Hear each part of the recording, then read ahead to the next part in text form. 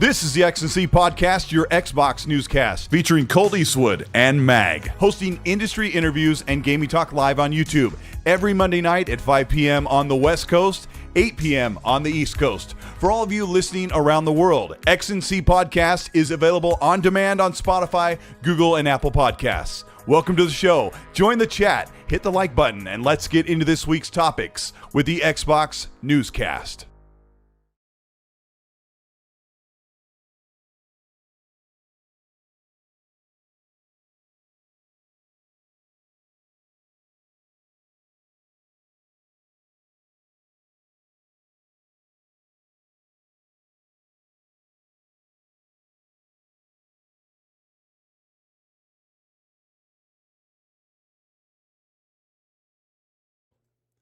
Welcome, everybody. Welcome to X&C Podcast. I was like, hey, how do I do this? It's episode 240, and we're new in the podcast scene. And Mag is out sick with a debilitating man cold. Like, maybe he has Ebola or the flu or something, but he messaged me this morning at like, 5:30 in the morning. It's like, I'm dying. So instead, I brought on the second best, or maybe the very best thing ever. My good friend of many years, Randall Thor, 19, the guy who got me into podcasting and YouTube. And he's the reason why. You're just making stuff up now. Well, who got me into things up? That, you know what? I've always looked up to you, even when you had the little ice cream cone picture. That was you made that though. No, that was Graphic God. I did the one afterward. Oh, yeah. Randall Soft Serve. Yeah, what is the story behind Randall's Soft Serve? That was when I went to E3 2016, and it was like those after. There was you play the games, but they had like after it was shut down, they had these events going on, and like there was like an ice cream station.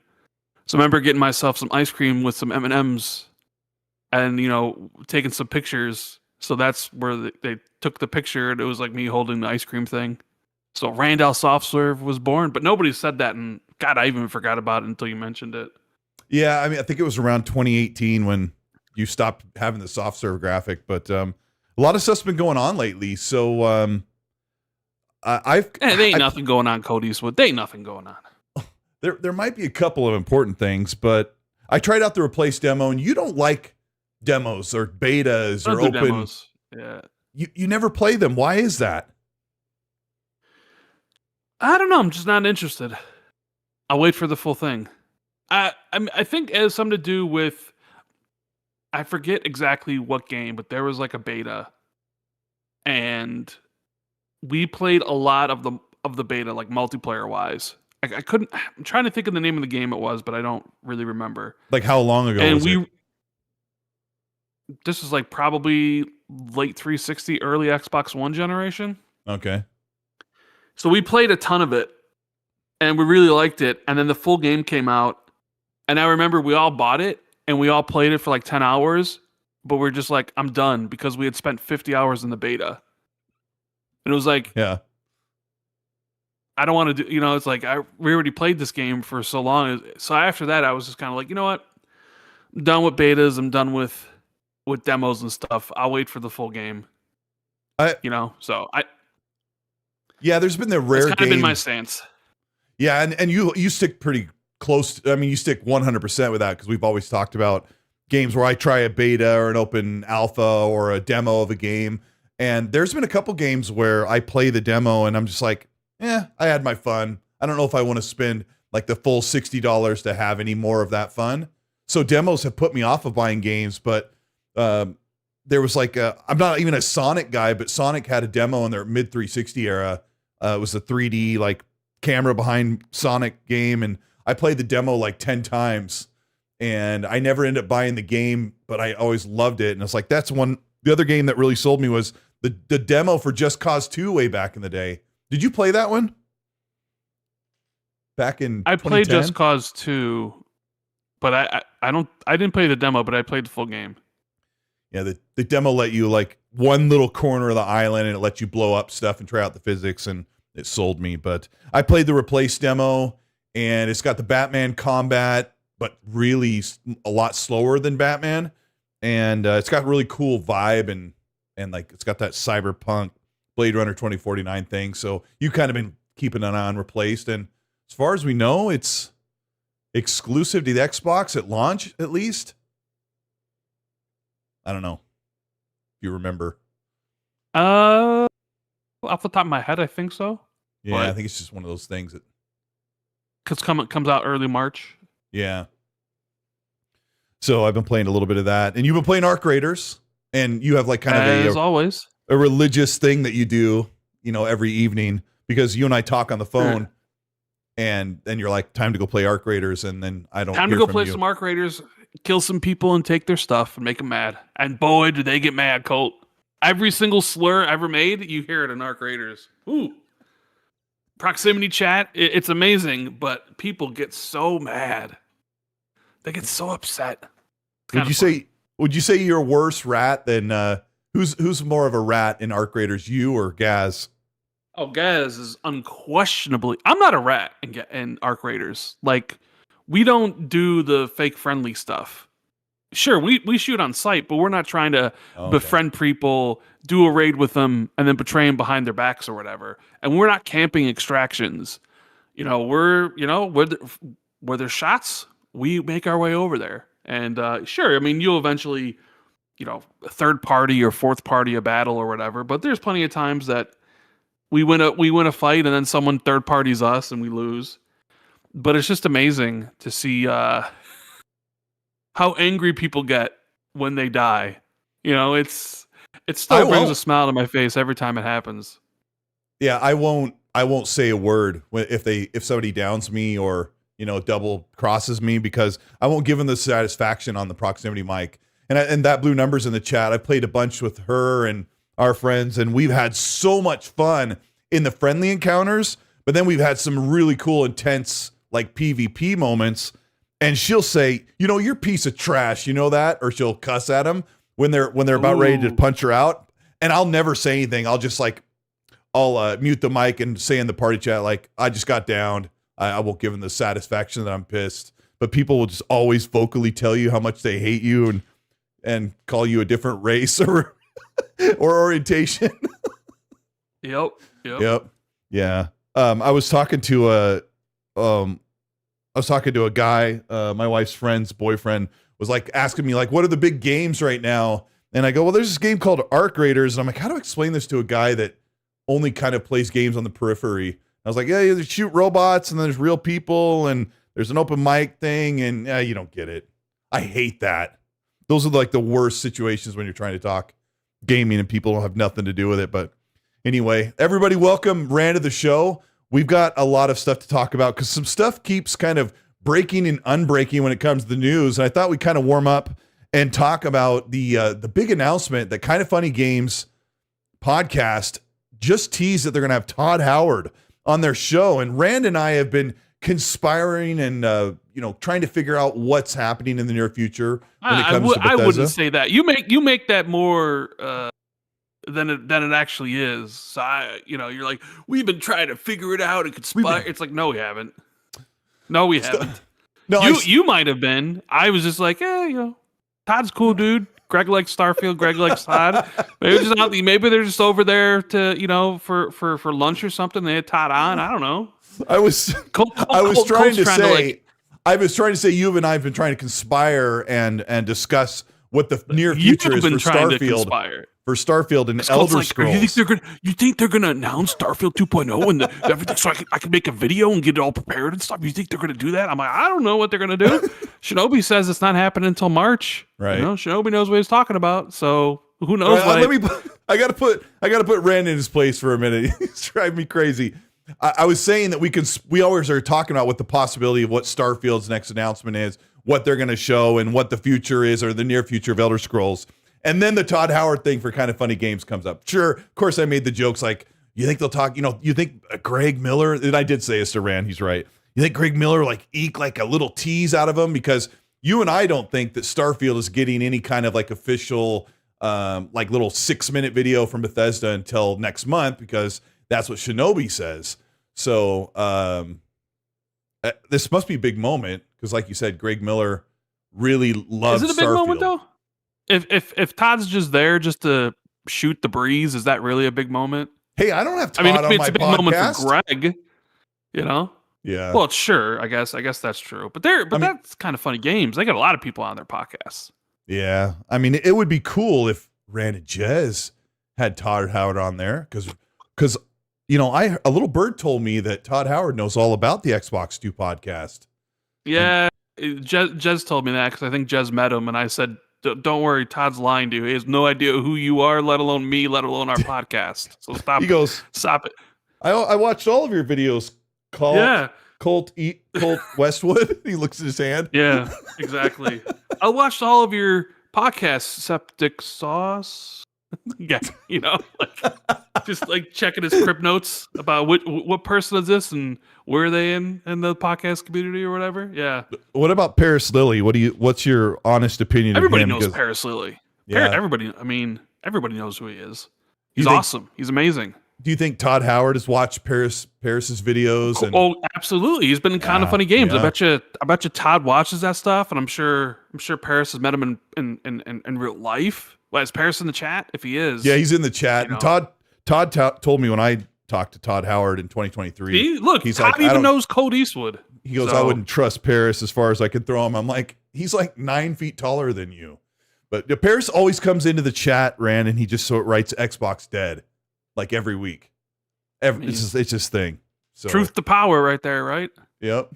Yeah, it's bound to happen. You say it enough, Paris. He'll summon the circle. And we'll get the death of Xbox.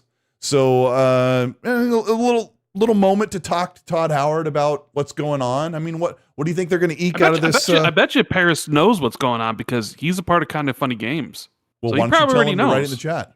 Come on, Paris, just tell us what's going on in the chat. Yeah, Paris, just DM one of us. We won't say anything. Wink, wink. Just let us know.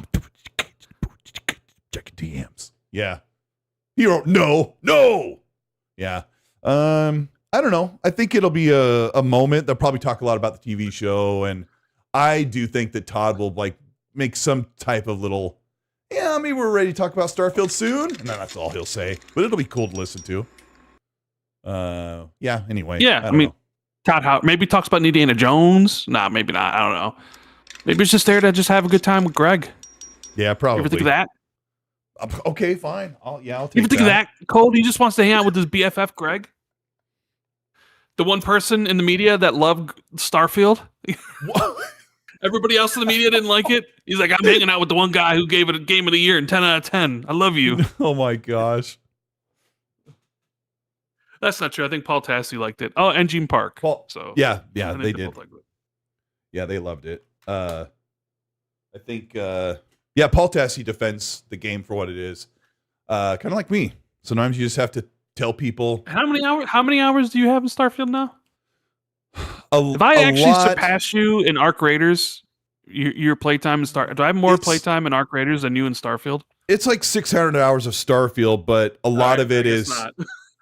I had a couple extra characters. I did a bunch of modding stuff. I went through the Unity like 15 times. 15 recently times. Yeah, which it takes like 2 or 3 hours to do it, and it got pretty crappy doing that. It's a whole thing, but by the end my character cloned themselves. I came through the Unity. I'll say this in vague terms because people who haven't played the game are going to experience it on PS5. I went through and found a clone of myself and went out in the universe as my companion, which was pretty awesome. Yeah. So, I don't know. Do you think that some of the mindset will shift when Starfield launches on PS5 in its better form? Do I think what? Do you think the mindset will shift about like the attitude and the outlook toward Starfield as a game when it lands on PS5 in its better form, I guess is the best way to say it? I think it'll change if Starfield 2.0 or whatever the terminology they use is changes the game enough to make it. I don't know, because I don't think just putting on PlayStation suddenly the games, instead of it being an 82, is now a 92. I don't think No. it was like, well, now we could actually tell you how we really feel about Starfield now that it's on the PlayStation 5. Right? I don't think it's anything like that. I think it's like, well, it would have to be in conjunction with whatever this new update is and whatever the new changes are, whether, you know, the new DLC and how good or great or I guess bad it could be, because Shattered Space was mediocre at best. It was really bad. It was 52. Yeah, I mean, low mediocre. People always refer to, like, they call it Starfield 2.0 because it's kind of riffing off the whole Cyberpunk 2.0 update and how that kind of fundamentally, I wouldn't say necessarily changed the game, but got people back into the game and then discovered like how great it was, combined with like the expansion that hit around the same time, plus like the animated TV show. And then suddenly, you know, you had Cyberpunk, which was a game that was maligned at launch because of its issues on Xbox One and PS4, to the point where they were just, hey, if you want a refund, grab it. No questions asked, like, which is hardly ever happens on these consoles. Yeah, it was that bad.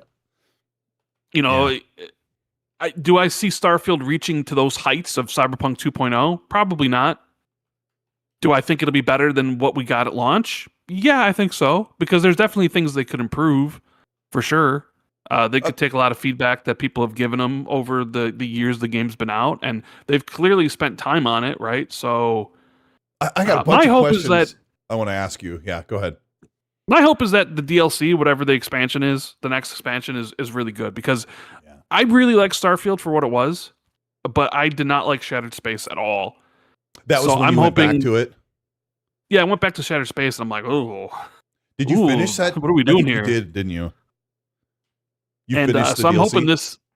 I did finish the DLC, but so I'm hoping this next expansion, Terra Incognita, isn't like the Terra Armada, or the Terra Armada. Mm-hmm. That could be cool. Hopefully that's great, and hopefully the changes they do is maybe more beneficial to first-time players. Maybe because I'm not going to replay the game again. I know maybe you might, or other people will, or first-time players on PlayStation. But yeah, it'd be interesting to see what happens with that, I think. Yeah, I was going to ask you about the 3D map and the rover, which you got access to when you played Shattered Space, right?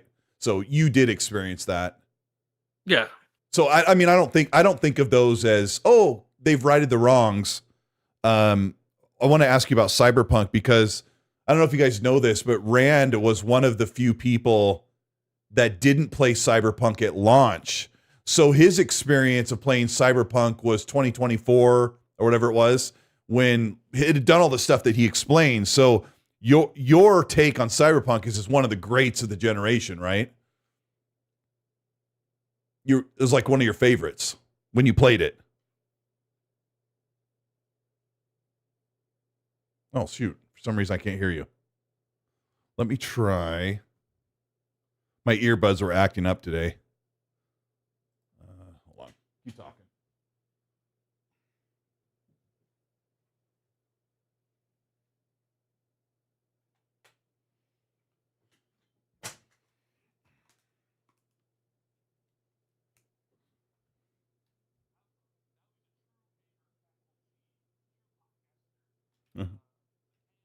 Yeah. Sorry about that.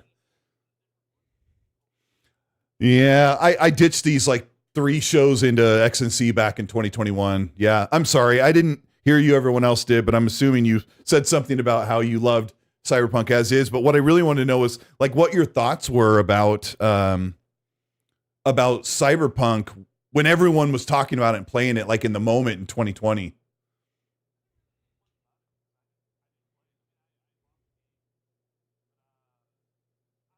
Oh, hold on. I got it. Oh, yep. That's because I have to change the Discord sounds. I can reset this. Hang on. Yeah. All right. Now you should be good. Let me see if you're on speaker. Say something again. Nope. I got to change.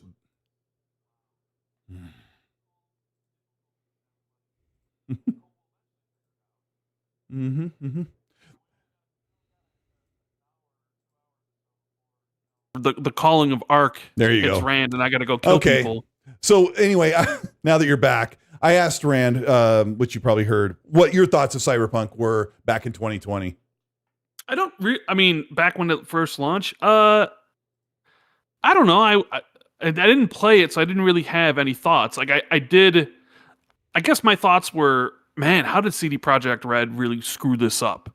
Mm-hmm. Considering at the time they were, you could argue, maybe the top studio or like one of the most. They had built up this reputation that they were continuously building on because they had released Witcher 3, which a lot of people consider, and some people still consider, maybe the greatest action RPG ever made. And how successful that was, and then like how a lot of RPGs have copied it afterwards. So people were just like, Cyberpunk, oh my god, future stuff, like it's going to be amazing. And it seemed at the time that they just flushed their reputation down the toilet. And it was like, wow, we just watched something that never happens. A studio with all this love from gamers, and they just shit the bed because they needed to have a game out. And it was like, doesn't matter that it doesn't work on these two platforms and that it's buggy and all this stuff. We need it out because we need to make money. It was just like one of those points in time where just like, that's what corporate influence gets you, right? Like normally you just wait till it's finished, but they needed the game out for whatever, like all that sort of stuff. And so I didn't really have anything to say about the game. I remember talking to Jez because he played it on PC and he's like, the game's amazing because it worked, it's on PC. And then the one thing I do remember most about it was just the compilation videos of all the glitches the game had, of all the textures that didn't load. So like the characters look like Play-Doh or something. Yeah. Right? Where you just saw these videos and you're just like, wow, this game looks like crap. And it was constant negative reinforcement all over social media that CD Projekt Red screwed the pooch and they disrespected you and they took your money and they delivered a bad product and everything. So I kind of put the game out of my mind because it was like, I'm not playing it. And then they released the anime Cyberpunk Edgerunners, which I loved. Love that TV show. They released the update to coincide with what's the expansion? The Phantom Liberty. Phantom Liberty. Yeah. And I was like, okay, that came out in September. And I was like, I'm going to play this in 2024. It was like the summer of 2024, I think, is when I finally decided to play it. And I was in love, Colt. Like, I remember playing through it. I remember asking, like, who should I be? Male V, female V? And everybody has a different opinion about who's better. So I think I ended up going with female V. And I played the game for some 100 hours or whatever. And then, the expansion was out, so I went right into the expansion and everything and all the stuff that happens there and all the new things they added. And I was just like, what an experience. It's my favorite experience of the whole generation. Mm-hmm. Like up there with Elden Ring, like as 1A, 1B for that. So yeah, I'm glad I waited. So because I got to experience the true vision, I guess, of the game, the fixed vision. Yeah. And it was so good. It was so good. It was awesome. I love that game. I remember you were I think you jumped on it about a month after all of that DLC and 2.0 dropped, because when the 2.0 dropped, I was on that. Red Wolf and I were both playing it and talking about it. And I was hoping that you would jump on so we could re-experience it, or so I could experience it with you. But my take was I looked at the Metacritic. Cyberpunk at its launch in 2020 is an 86 out of 100. But part of that is due to the reviews weren't allowed to be on Xbox One and PS4, maybe not even console, I think. Was that what happened? Was that all of the critic reviews and the opening moments for Cyberpunk were only on PC? Like the review codes? Was that could have been? They could have held they could have held reviews for the Xbox One and PS4, which is why nobody really knew how bad they were. Yeah. Yeah. Because I guess it was pretty bad. So Funky Playbox says, why are my messages not showing? I can see them. Yeah, I don't know. There's a little bit of a discussion I've had here on the show about how Cyberpunk was always a good game. It just needed to be fixed. And Starfield doesn't have really performance or bug or glitch problems. Their problems are design related. And I've talked about them over and over on our podcasts. I've made videos about them. And I don't think they're going to do a massive overhaul of the game, but they're going to right some of the wrongs. And I just wonder if some of the fans on PlayStation are like, Starfield's not as bad as I thought it was. I think that's about the most you're going to get out of the PS5 launch. Yeah. I don't know. Maybe we'll just have to see. We'll just have to see. So I don't know. Todd Howard will probably he'll probably tease that they've got something soon or something that soon they'll share about their upcoming games. Maybe that's the most that he'll say. But if Shinobi is right and this other Polish insider that we're supposed to hear something for an April release of this Starfield thing, then I guess we'll just have to wait. And like you said, I won't replay the game. Rand, I'll probably just like load up my save and see how everything feels and try flying around without so many loading screens. I wanted to ask you really quickly about Assassin's Creed Black Flag, because this keeps coming up and over, but the most recent leak was that someone had said, don't get excited. This isn't like a remake at all.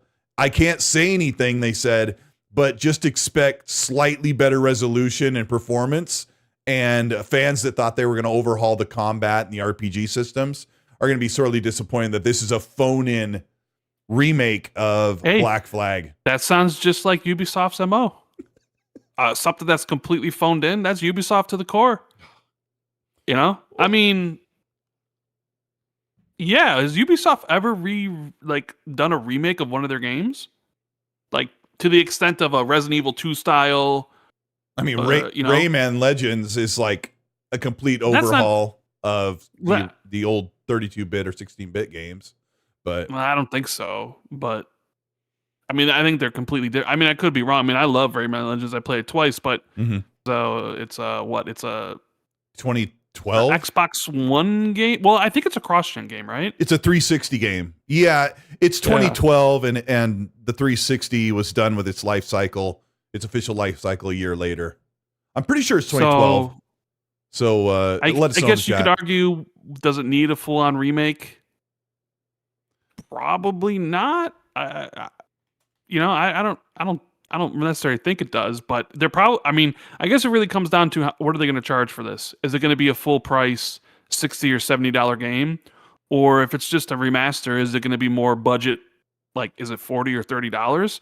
The price will probably be because if it's just, let's say Gears 1 remaster, right, where it's a remaster of a remaster, they didn't price that at full price. It was priced at $40, right? Yeah, but they also just kind of did a shadow drop remaster of the Division 1 where they did absolutely nothing, which was to awful. it. Yeah, that's free. Saying it's Ubisoft's MMO. It was free. But like I said, if it's priced okay, where it's $30 or $40, people just be like, okay, whatever. It's a remaster. It looks better. Maybe there's a couple new things. But if it's $70 or $60 and they didn't do anything, that's when people are going to get outraged about it. Yeah. But I don't know. I never really expected it to be a full remake, anyways. I did. I was foolish enough to believe. I don't know. I would feel like if you're going to do a full remake of an Assassin's Creed game, why not start at the beginning? Why not start with 1? Why not start with 2? That was the weird thing. That would really need it, because Black Flag it's still a pretty looking a game if you even go back to it now. So you'd have to wonder, like, why start with that one? They've remastered all their games, right? Because there's the Ezio Trilogy remaster that came out during the Xbox One. I mean, I think they've remastered all the Assassin's Creed games at some point during their span.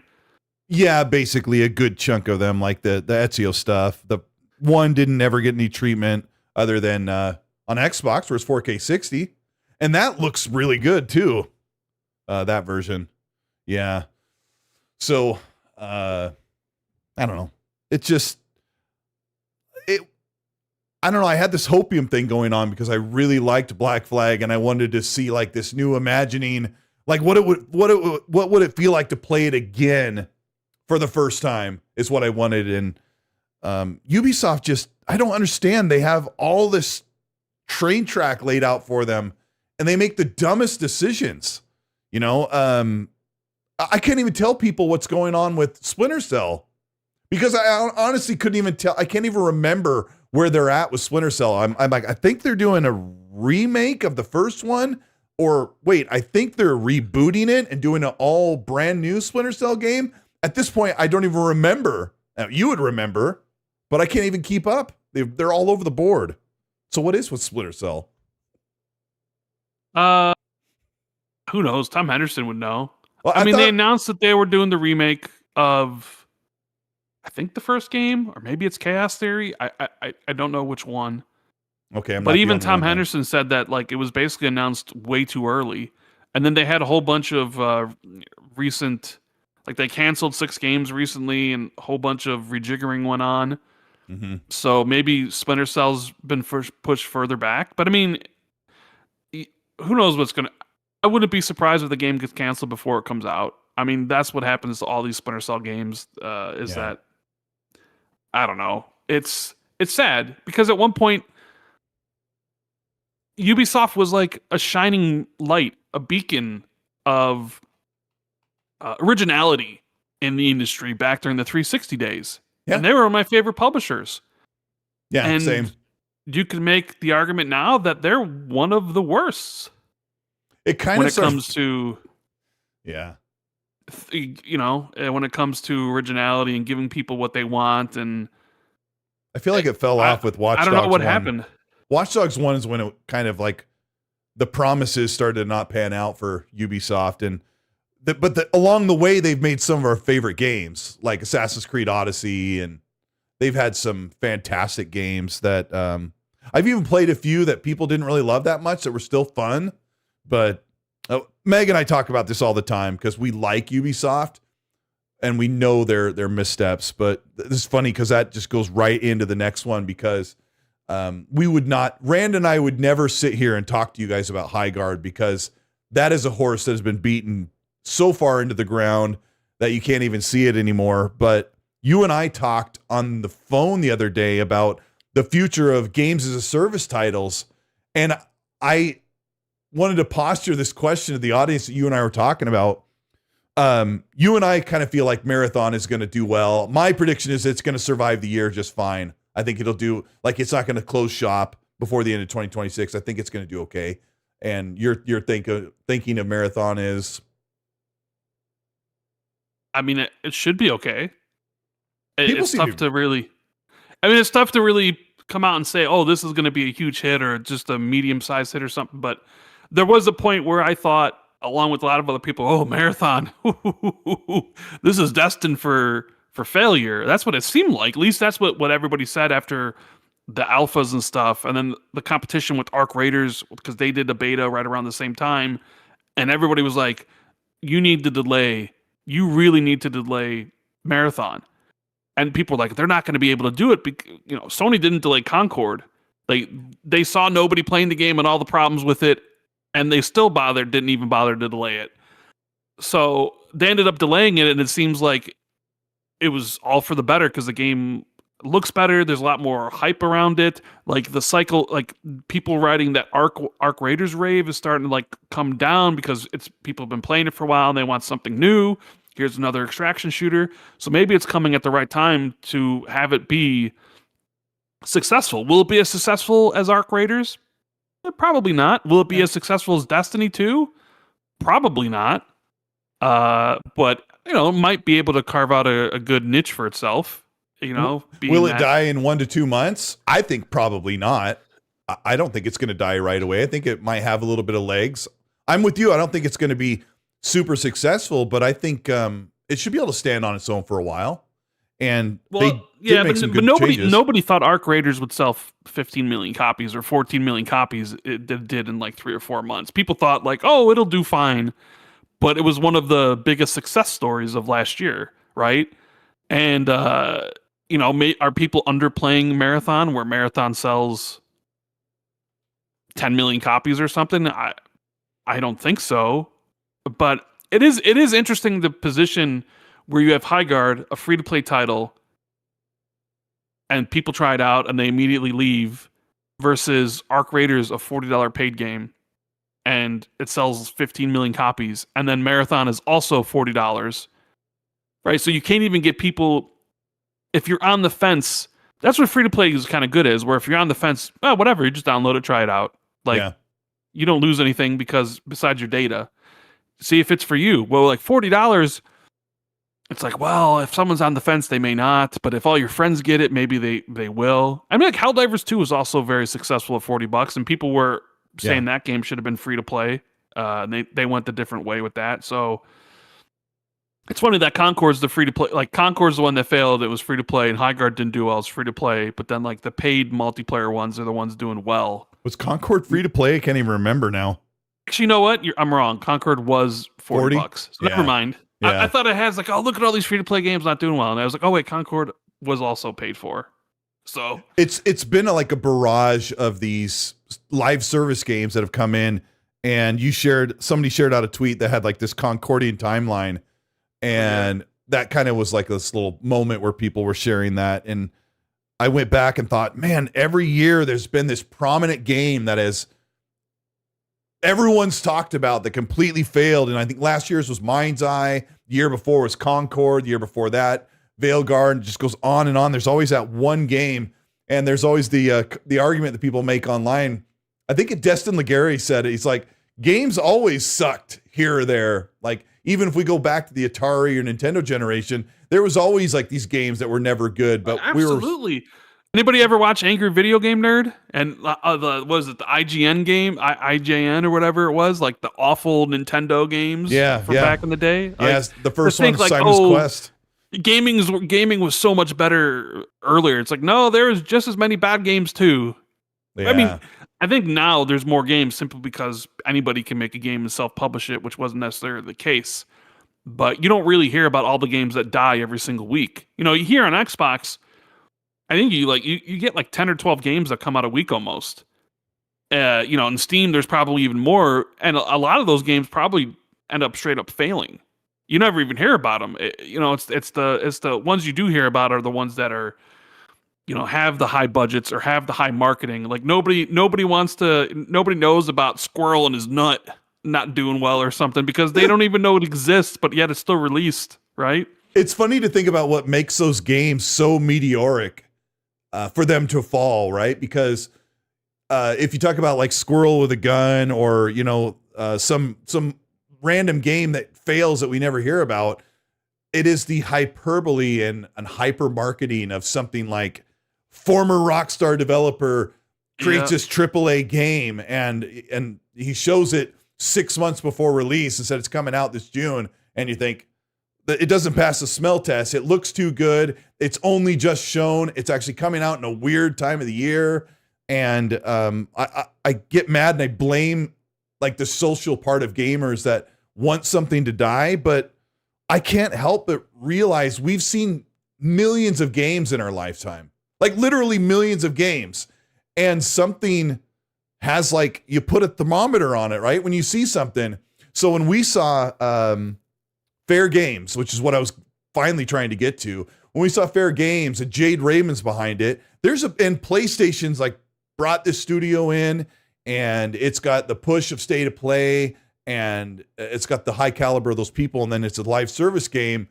All of a sudden you're looking at a trailer with 63,000 dislikes and I don't know, 10,000 upvotes. So everyone has just dogpiled on something like this. And I was asking you about FairGames. Do you think they'll just quietly cancel it and put the team on something new? Or do you think we're just waiting for them to just grin and bear it and put this game out and just see where the money lands? Well, I mean, if they cancel it, people will know. Like the Jason Schreiers of the world will find out immediately. And they're a new studio, so if they cancel the game, the studio's getting shut down. It's to be no different than, like, say, The Initiative at Xbox, right? It's their only game they made, and if you cancel the game they're making, they're not bringing in money any other way, so it's just basically sayonara. I mean, the dream's dead. Or? What? Or they... What? Do you think they...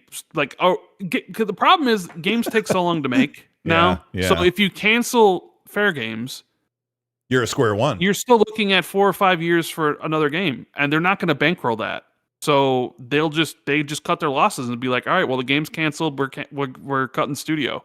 So they're either finishing FairGames or they have got the entire team full bore ahead on the next game, because Rand's absolutely right. And this is why I ask Rand. Sometimes I don't see the forest for the trees. Rand said, like you said a minute ago, Jason, try a report on it if the studio was canceling the project, because those people no longer have a project to work on. You have to let them go immediately.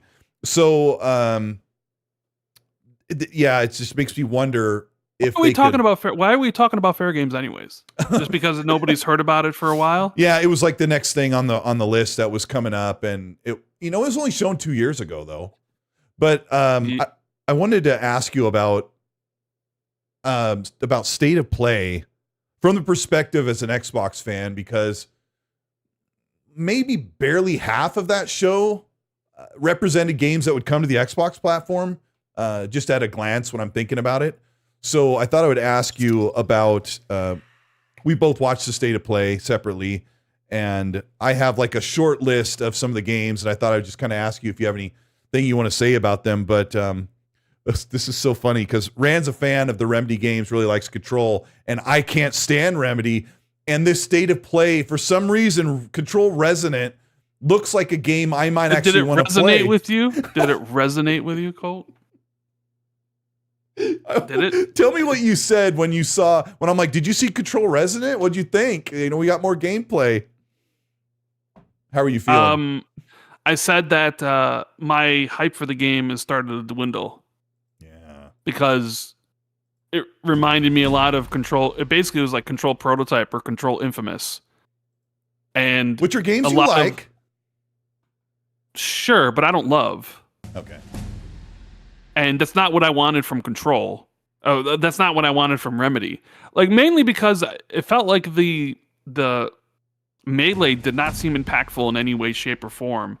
And, I mean, granted, it's just the first look, so things can change. But I was not impressed whatsoever. Oh, we saw gameplay last year, at the end of last year. It was pretty, those are just like trailer edits and stuff. Yeah. But it really just like, oh, so they're just making Prototype with this character and he's got melee weapons, but it doesn't, I don't know, like the combat didn't seem fun.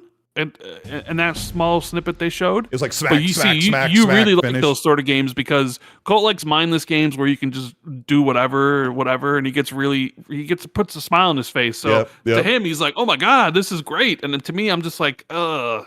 And it kind of looks I don't know about this game. It kind of looks like it has an open world kind of design where you kind of have an open area to kind of go around and kill enemies and then collect like the orbs to help level up your character. And I'm like, hey, that's dumb fun that I end up enjoying, but I don't know. Did you notice they were also using the dialogue between the guy and the woman in his ear were eerily reminiscent to the dialogue of the Mario stuff, like the focus M. What was the line that the girl said?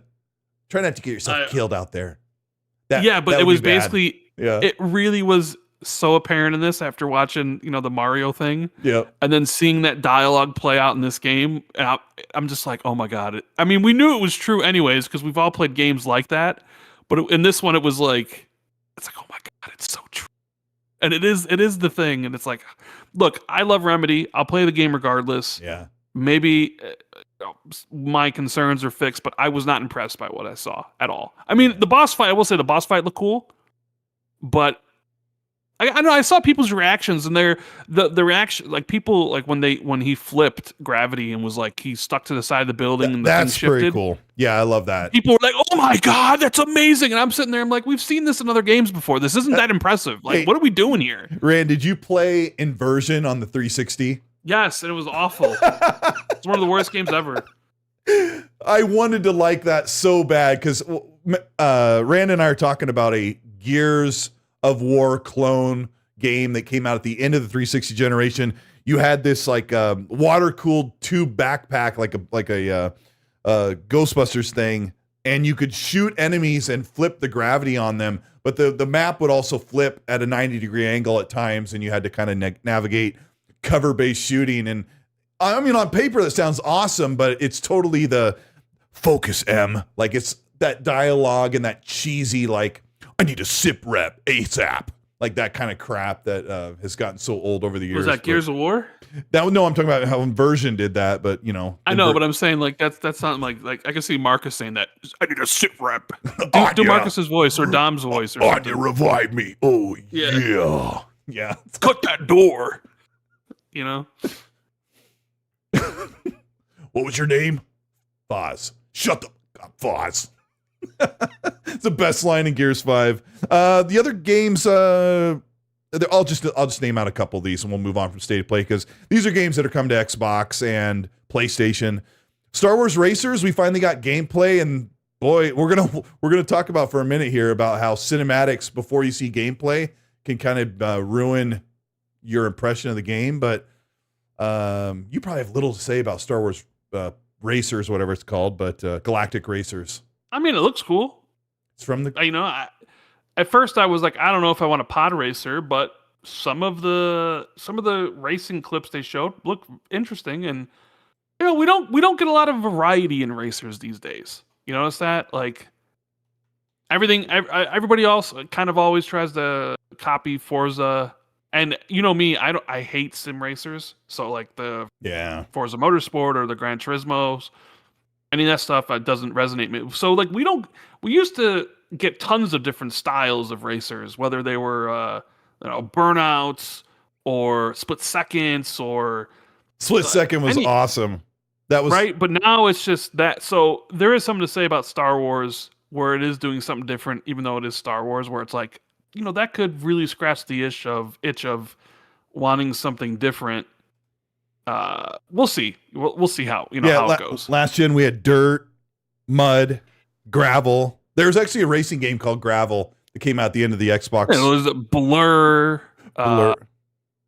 Split second. There are a lot of different styles of racing. Not to mention like all the different kart racers that were available and stuff. But they just don't do that anymore. They used to have all the Need for Speed games. Yeah. Then they had like the ATX or MTX games, or whatever they're called. You had like the dirt bike and then the buggy. Like there were so many racing games.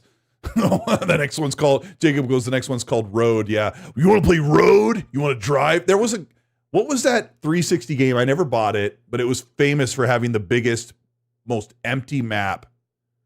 Fuel. It's called Fuel. Yeah. That's funny. I did not play Fuel. Today I watched a mini doc by a YouTuber talking about X-Play and Adam Slessler and Morgan Webb, and they were talking about that whole era of gaming. I thought we were clowns sometimes. They said some ridiculous things, but so no, I'm excited for Star Wars Racers. I hope I stick with it. Metal Gear Solid Collection, like finally they're taking Metal Gear Solid 4 and a couple other games like out of the prison of the PS3. I'm pretty sure you were a fan of Metal Gear Solid 4 on the PS3 era, right? No, I never played it. I didn't have a PS3. Oh. So I'm actually kind of looking forward to this one because I never played Metal Gear Solid 4. So the fact that it's released from the PS3 jail, finally, it's pretty exciting. So what's the collection? It's like 1 and 2 and 3 and 4? So this one, Collection 2, Volume 2 has Metal Gear Solid 4 and Peace Walker. And then Collection 1 had the NES, the 2 NES Metal Gear Solid games. Yeah, like the MGS 1 and 2 on the NES. It had the PS2, or was it PS1 version of Metal Gear Solid, and then Metal Gear Solid 2, which I love. PS2 game. You played Solid back in the day, didn't you? I played those. I didn't play the NES games. I did play those 3. The PS1 other Metal Gear Solid games. Yeah. So that's the collection. All right, so that's good for Metal Gear people. Konami's actually kind of had a little bit of a comeback, if anybody cares. But yeah, the 007 for me, Rand, 007 got a little bit of a nicer showing. For me personally, I'm not super hyped about the game, but some of the action clips look cool-ish. I don't know why I'm not. You're a massive fan of IO and the Hitman series, but how are you feeling about 007 First Light? I mean, I'm excited to play it when it comes out in May. Look, I know there's at least some of my friends don't like the way the game looks or whatever. But and yeah, I guess you could say it's a little too Uncharted-y or whatever. But I just want a really cool Bond game. So if that's presented to me in a linear fashion, I'm fine. Like sometimes you just get sick of all the open world nonsense. Yeah. Like every game's open world, so it's like tell me a linear story that 10 hours or whatever. Give me some cool set pieces. Even though it's like early Bond, and I don't really like the look of the new Bond or this young Bond. At least it's like okay. I don't know. Maybe the game's going to be bad. Maybe it's going to be mediocre. I'm still very much looking forward to playing it. I think it's going to be good. I'm not super excited. Like I didn't like paint a mural in my bathroom for 007 First Light, but I would assume that IO knows what they're doing and it'll just be a really good game. I just wonder what everyone else thinks. I think the general consensus seems to be, I'm not sure about this young Bond. Hopefully I like him, but I don't know. I remember I saw Arthur Morgan in the opening trailer for Red Dead 2, and I'm like, I don't want to play as this guy. And then now he's like one of my most favorite human males, fake people on the entire world. I love Arthur Morgan. So I don't know. I'm always that type of guy. Like I'll just, I won't say much, and hopefully I like it. The other game was this amazing reveal that I thought was going to be Batman Arkham game, but it ended up being John Wick, and seeing the actual gameplay looks cool, but showing me the most high quality pre-rendered CGI just before kind of makes you go, all right, okay, I'm good. So how you feeling about John Wick? Who is the studio? Saber. Saber. So I mean, I want a John Wick game. There's not much there to really go on other than it's Keanu. It looks like Keanu. It is him. And it's his voice, and it's a prequel, I think, and it's canon to the movies. Yeah. The gameplay segments we saw at the end, which were all close quarters takedown animations, all look awesome. Yep. But other than that, what can you really say? We don't know anything about what the game actually is. So cautiously optimistic. I mean, I've wanted a John Wick game for a while. So when I saw that, I'm like, hell yeah, let's go. But who knows when we'll see it again? Who knows when it's coming? But still excited for it, I guess. Yeah. I mean, it could be a lot like this 007 game, go to different parts of the different as it countries. Should be, because John Wick and James Bond, like it should be enter a level and either stealth it up or super action. I always thought would make a good James Bond game is Slow Clap, the people behind Sifu. Oh yeah, Sifu's all about like fighting and all that, the close combat stuff. But how would you work on the guns in that? But I mean, I got my fingers crossed that the game's going to be really good. Don't you use? Can't you grab weapons and shoot them in Sifu? You can grab weapons, but they'll end up breaking. You don't get guns or anything in that. But yeah, the close quarters combat in that game is great. It reminded me a lot of some of the close quarter stuff in John Wick, which is why I was like, oh, they might be a good developer for it. But then they went and made a soccer game next. So, yeah, which nobody expected. Sifu to FIFA. Well, they don't call it FIFA anymore, but I mean, I'm easy to please when it comes to these type of things. If the combat feels like it was kind of borrowed from the Arkham series in its own way, I'll be totally happy. I think it's okay to rip off really good stuff. So I think John Wick's probably not something we're going to see for a couple years, but yeah, this also says in the chat that it could be like Sleeping Dogs. Sleeping Dogs has the Batman Arkham style combat and gets really, really complicated. It's super great, and I wish we got a sequel. Yeah. Let's see. We got Brad Ward Fight says, hello, Colt and Rand. What do you think about the fate of Grand Theft Auto 6? With this PS6 delay, may it get delayed with 60 FPS, now 3 years away. Have a great year, or a great show. I mean, Rand, this doesn't really calculate for me, but you think Rockstar cares about PS6 delaying? No, not in so much that they can sell the game again on the PS6, but I don't think it affects their plans whatsoever. Why would it?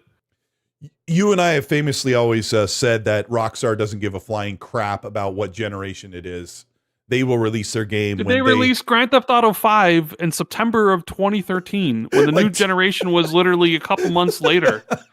And then what did they do? They waited a year, sold it on PC, and then they sold it again on the Xbox One the Xbox. one in PS4, and then they sell it again on the Xbox Series X and S and PS5, essentially with like upgrades and stuff. So and made a definitive PC version yet again on top of that. So yeah, to answer your question, Brad, they don't give a flying F. They will. That game will look amazing on a base PS5, which is what we've seen already. Is a base PS5 running the game because nobody else. I mean, what's the rumored budget for the game? Supposedly $1 billion or close to $1 billion. No other game's getting that type of money because no other game basically has the guaranteed return on investment, right? That game's going to make almost all of its money back right away. Not to mention in 1 week, the probably cards and all the stuff that they'll end up making over the course of time, and then all the PC guys will end up buying it on console, and then they'll double dip again on PC when it comes out on PC, right? Because it'll be a year later. So. That's just GTA is just a license to print money. What's your take on Xbox? Reported by Jez Corden, your podcast partner in Windows Central, said that Xbox was getting a manufacturing system set up in Vietnam to prepare for selling consoles on the GTA 6 release. Does Xbox expect to see an uptick in sales, even though most people buy it on PS5? Possibly. Yeah. I mean, I don't know if you could sell less consoles. It's already selling. They already sell. They're not really selling that many to begin with right now. And Grand Theft Auto 6 is the most anticipated game ever, and there's still a bunch of people who are playing on last generation. So you would think you would sell more. But who knows? But then again, is the price of the Xbox Series X going to be $750 by the end of the time when it comes? Are they going to have to raise? Because you don't know. Like, they've raised prices twice now, which we thought raising the prices one time is egregious. They raised it a second time even more. So it's like, well, who's to say they won't raise the price a third time if the situation gets out of hand even more? Both Sony and Microsoft have done 2 price hikes on their consoles, correct? No, Microsoft has done twice. I think PlayStation's done 2. I think of less increments though. I could be mistaken. I think both PlayStations were $50 if I'm not mistaken. Yeah, and Xbox raised it like almost $100 or more. It was ridiculous. It was like 50 the first time and then 100 the second time. So, yeah, I don't know. Yeah, just to answer your question, I don't think it really matters for GTA. KY Bob's channel member for 75 months says, I just got 75 months on the channel membership. Great community here. I've been playing Hightail, and it takes Minecraft's lunch money in the schoolyard. My kids won't touch Hightail. They think it's sacrilege. Rand and I have a very cursory experience when it comes to Minecraft. We were going to review Minecraft Legends. Is that what it's called? It's kind of the open world strategy-based game, and you and I were like, you jumped on to play, and I was like, hey, Rand, you're like, and then you interrupt me, you're like, I don't think I want to play this with you anymore. And I'm like, yeah, I was going to say, I don't think this is our thing. But Hightail looks cool, but I don't know if I'll ever play it. KY Bob, thanks for the 10. He goes, I was going to lean in hard on having a 1 gigabyte isometric fiber internet and stream everything to my channel at 4K 60. From here on out, going through and redoing all of my assets in Illustrator and Photoshop is a pain. KY, just hit me up and I will help you get that stuff set up in proper resolution. We'll go over it and talk about it. Also, Scott Gamer, thank you for gifting 5 channel memberships, and Game Seeker also gave 1. So let's talk about Stellar Blade coming to Xbox. I have a quote here, and I'm not the first guy to jump on. I don't want to be the first guy to jump on this being like the next thing, but I don't know if you looked at the quote, but the Shift Up studio behind Stellar Blade, you and I both played this game, has a quote. Before I read it, I guess I could ask you what your take is on this report from Insider Gaming. Or if you heard it, I don't know. About them going multi-platform? Yeah. Makes sense. Game's probably going to come to Switch and Xbox. They got big plans for the franchise. It did really well on PC a year after it came to PlayStation. So yeah, I mean, that's probably the next thing for them is to go bigger and better and bolder and skimpier costumes, probably, like But yeah, I think I expect to see on Xbox and Switch too. If they can get it to work on Switch too, I guess. I mean, you would think it probably would work. I think so. Yeah. I think there were even reports that they were making it for Switch 2 already. So yeah, I would imagine both of those. And then does Stellar Blade 2, is that a multi-platform release right away where it's on PC, PlayStation, Xbox, and Switch 2 day one? Potentially, as I possibly. It seems like if you got big plans for your franchise, does it make sense to limit, unless like Sony already has something in the contract or they offer some big amount of money to keep it exclusive for a bit, but I wouldn't be surprised if it was just fully multi-platform for the sequel. Yeah, and to put it in perspective, Stellar Blade is not a PlayStation franchise. It is published by, the first one was published by Sony Interactive Entertainment. So it became first party by that very nature. And before this quote I'm about to read, Shift Up had talked about, having a broader reach for their franchise in the future. So it just seems like, hey, if we want to make 2, instead of taking the bag from PlayStation, which is a great bag to take, because everyone takes this bag, that they might we're just going to go ahead and just go fully global and international across all the platforms. Their quote here from this week was, to further enhance brand recognition and boost sales, we plan to carry out various promotional activities and are considering additional platform expansions to make Stellar Blade accessible to more players. They didn't say Xbox or Switch or anything, but it sounds like it's what they want to do. But I just really think it comes down to if PlayStation just hits them with another deal. Like Kena Bridge of Spirits got a sequel from the State of Play. And if anybody remembers this, it's like this melee-based Pixar-looking, really cool game that PlayStation just kind of bought the timed exclusivity rights, and they turned around and did it again for the sequel. Maybe they're the reason the sequel exists, because I don't remember if Kena sold very well. Sorry, Kena. Everyone always says Kena. Kena. If you watch the trailer, the PlayStation Studios logo pops up in the beginning. Yeah, I know it's going to be exclusive, the sequel. Well, yeah, I'm not even saying that. Is PlayStation publishing this one? So I think the first game was self-published. I thought PlayStation didn't publish it because it's not on the list of, they just paid for exclusivity on Bridge of Spirits. Well, that was also the beginning of the generation. There was a lot of timed exclusivity going around in a lot of different places, right? Yeah. Because that game came out in 2021? Yeah, and I think that was like Sony's big fall game too, because Horizon and stuff got delayed. And the only first party games they had in 2021 were Returnal and Ratchet, which were the summer. So I think like Kena was like their bigger fall release, but I want to say, I could be wrong, and maybe I am, but I want to say that game was self-published, and Sony just had the exclusivity for it. And this one, when they started up, it was the PlayStation Studios logo, which implies to me that they're publishing this game, that they liked the first game enough where they invested in it, and it definitely looks bigger, better, all that sort of stuff. So yeah, Ember Labs published and developed the first one. I looked that up while you were telling me this. So yeah, I think you're right. It sounds like Sony Interactive Entertainment is probably going to publish this one. I could look that up as well, but yeah.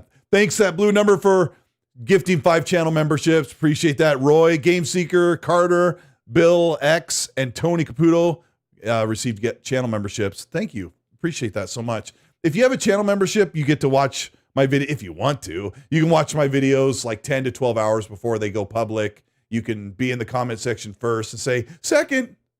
But yeah, we appreciate your support. Thank you so much.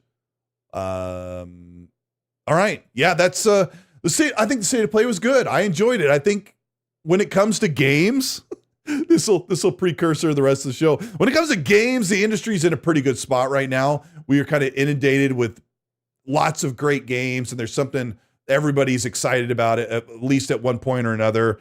And as much as people whine and cry about what's slop or what's doing this, like the games have been pretty good. But when it comes to hardware and the games industry and AI, it's actually a pretty big mess. Before we talk about that, though, you said something to me on Valentine's Day. Rand's little love note to me was, look what Insomniac said.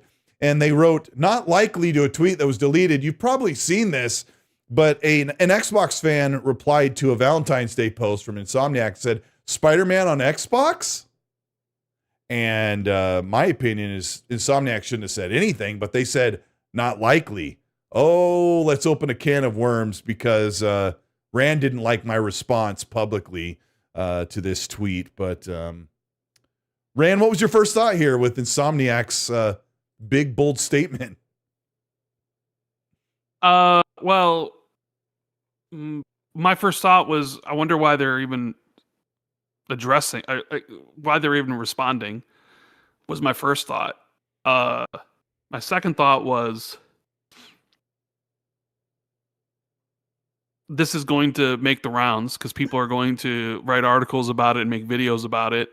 And people are going to use the answer in any which way that suits them, because you can take a not likely answer as saying it's not coming.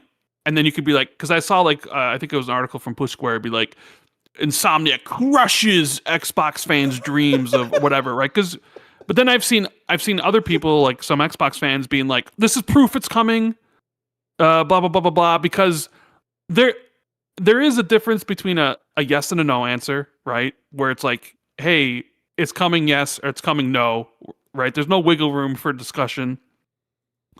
But not likely, it's more percentage based, because we've all been not likely to do something and ended up doing it, ended up being likely, right? Like not likely is what, 80-20, 70-30, or something where it's like, I'm not going to do this. Or someone asked me like, hey, are you going to come out to July? Are you going to come out to LA this year? And now I'll say no. Now I'll say no. Like, I'm not going. I won't be there. Definitive answer, no. 0% chance I'll be there. But in years prior, I'd be like, not likely. Because there's always a slim chance that I could be there. So I was sort of, I guess, because, the response leads, I guess either way you answer it, you could say no, and then people would still write their articles, but not likely. It kind of opens the door a little bit, like you have like your big toe in there, and it's not fully shut, and you're like, so you're telling me there's a chance, right? It's how I read it, because I have seen people be like, this is just, but then I always think like it's just a social media manager. Yeah, they wouldn't know really anything about plans for the future. I mean, how they were asked this during the PS4, and the guy said no. The media manager said no. That was a forever exclusive. No. Yeah, it's going to be forever exclusive to PS4, and like never come to the PC or whatever. And then it eventually went to PC because, well, Sony changed their plans, and so now that definitive no changed. So you got the no likely here, and depending on which side you fall on, it's either there's a slim chance or this means no completely. Then you got to ask yourself, well, why didn't they just say no? Or why'd they even answer in the first place? Yeah. And then Colt's tweet's like, Spider-Man will be on Xbox in 2027. And I was like, why are you saying that? Because whatever, you're fanning the flames. And he's like, well, it'll be there because it's on PC and it's Steam and it's bleh. And I'm just like, well, then it's already there now with the ROG Ally X. Like, what are we like? I don't know. I think you're looking for engagement. You're looking for that Elon payout, because you wanted to get people to retweet that and to engage with you, being like, Colt, you're such an Xbox fanboy. How could you say this? And I was like, sometimes you don't have to say anything, Colteastwood. But I do like to be right over Insomniac. I have a couple things to say about this, because not likely, I don't think was a leave the foot in the door just in case. I think they said not likely because the last time they said no, they've had a gotcha moment for 3 or 4 years. I don't think that matters to them. I don't think it matters to them whatsoever. It shouldn't matter to them. They're just a game developer. The publisher is PlayStation. The PlayStation is the one that decides if Spider-Man goes to anything other than a PlayStation console. But I don't think that this game's coming to Xbox console near you. But when I say Spider-Man will be on Xbox in 2027 and beyond, I say that because you always say, well, it's just a PC, like the PlayStation guys do. Well, it's just a PC, it doesn't count. The difference is, if everything we know about Project Magnus is true, if the reports and rumors are accurate, your Xbox console you enjoy now as a Series X or Series S, all those games plus PC will be on there. So in 2027, if it doesn't get delayed, if you get the next generation Xbox, it will be Xbox in every definition and microbial definition of what it is. Will though? It will play because... Will that Spider-Man give me Xbox achievements, Colteastwood? No, it will not. But you... Oh, okay. There we go. There's the hang up there. So it's not truly an Xbox thing if it doesn't have the Xbox features other Xbox games have. I mean... And the argument you're making already exists right now for the ROG Ally, because you said the ROG Ally is an Xbox, right? And the PlayStation guys say it's not. So is it an Xbox or not? And Spider-Man's already playable on this Xbox Ally. The only reason... So it already is playable there. We're just differentiating between a console and a handheld. The only reason why I say that Xbox ROG Ally is an Xbox, number one, Xbox and Asus said it is. Number two, it pisses off those people that can't stand the name Xbox. It sure does. It does. Do I personally believe that that's a real Xbox? Absolutely not. Next generation, when the Xbox hybrid console plays all of my games that I bought, the 1,000 games, you own like 4,000 games on Xbox. When that thing, I can load up every single one of those games, every one of those achievements and cross saves immediately come over. And I have access to all of PlayStation's PC games. Spider-Man's on Xbox. Now, if you're getting Steam achievements, I don't give a crap. I don't give a crap I don't think that's what makes it an Xbox. Now, if you want to be totally formulaic and you have to have, like, put it in superior court, like you get called into console small claims court, and all those PlayStation guys are there, and the jury and the Politburo watching as we go on this big tirade of what an actual Xbox is. I don't know. I think what the answer is Insomniac says Spider-Man will not likely be on the Xbox. And I also think it's just a social media manager, so who really cares what their response is? Sure, yeah. And it was said with... Right. The words not likely were said without the express approval of their manager and PlayStation's say-so, right? It never should have been said. It doesn't make me mad. I don't even care. Like Spider-Man 1 and 2, I played Spider-Man to completion on PS4 when it came out.